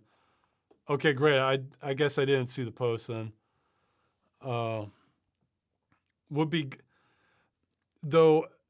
great, and it's I'll need to find out which court case establishes that, because again, part of the learning experience for me with games as a service was that it's not just about what the law says. It's also power. So it's, you know, whatever the powerful force is, that tends to get what it wants. And so if there's two competing narratives in the law, then the one that gets money and power behind it, that's the one that's probably going to win out the day. But it's good to know what the opposing argument is to show. It's nice to, you know, even though it doesn't really help, it can feel kind of cathartic to point out just straight up lawlessness. You know, that like, okay, yeah, we're just ignoring the law because companies prefer this.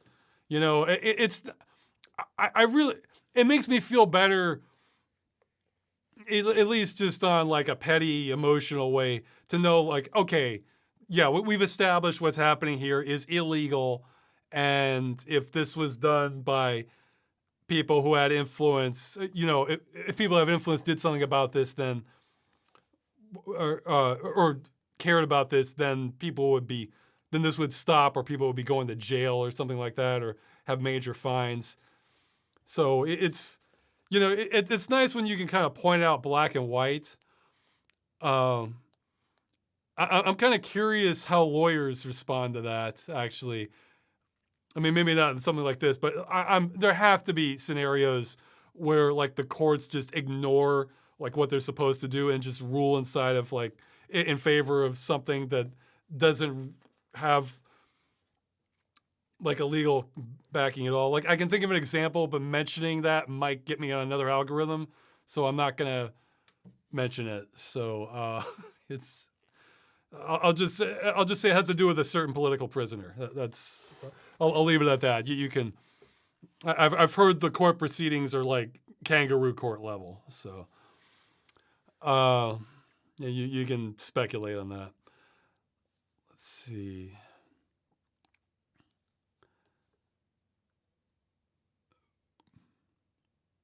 Okay, I lost spot again. Oh yeah, okay, there. If you got reincarnated as a turtle, would you enjoy being a turtle, or would you wish you had been a frog instead? I think my sentience level would be so low, I wouldn't even have those kinds of thoughts either way. I'm kind of glad I'm not a turtle.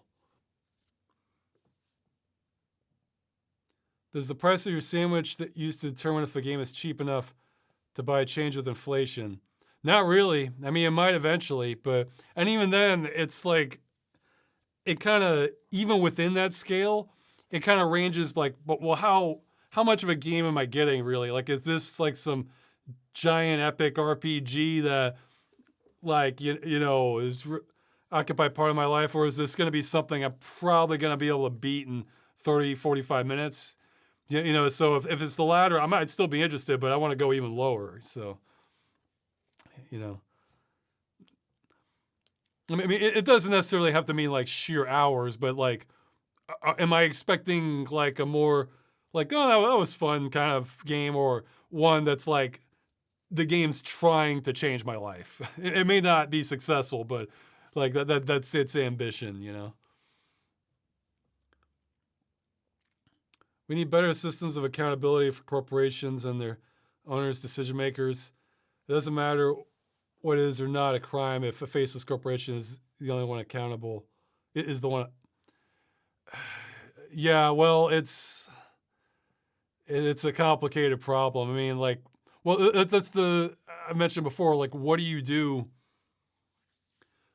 Like, how do you have progress in something when in like any sort of like institution, once it gets corrupted, and the enforcement is also corrupted?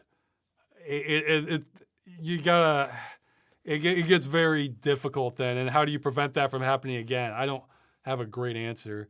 I only have like really speculative sci-fi solutions. So that might involve technology we don't have yet. So, I'm not sure. How do you treat yourself on Halloween and Christmas if you're abstaining from sugar and sweets? Well, unfortunately, I caved this Halloween. Well, I caved the day after Halloween, actually. So I'm unfortunately back home. I'm going to try and quit again. You should watch Andor. Okay, well, maybe I'll get to that point. I should probably watch Mandalorian first. So I guess I do have a show recommendation. I liked it a lot. That's the whole title, and it's kind of like a Twilight Zone. Though I'm a little worried it's gonna get like lost and that they keep raising questions and don't answer them. But I was enjoying a lot of what I saw. So, all right, thanks. I think that's it. So, thanks for showing up. More videos coming. I'm not promising this month, but I'm sure it's all gonna be trying for this month. So, we'll see. Someone's asking what's my opinion on Doom 3. I liked it. It's not quite what you were expecting, but it did have plenty of good aspects to it. Not the most even game, but all right. I'll see you later.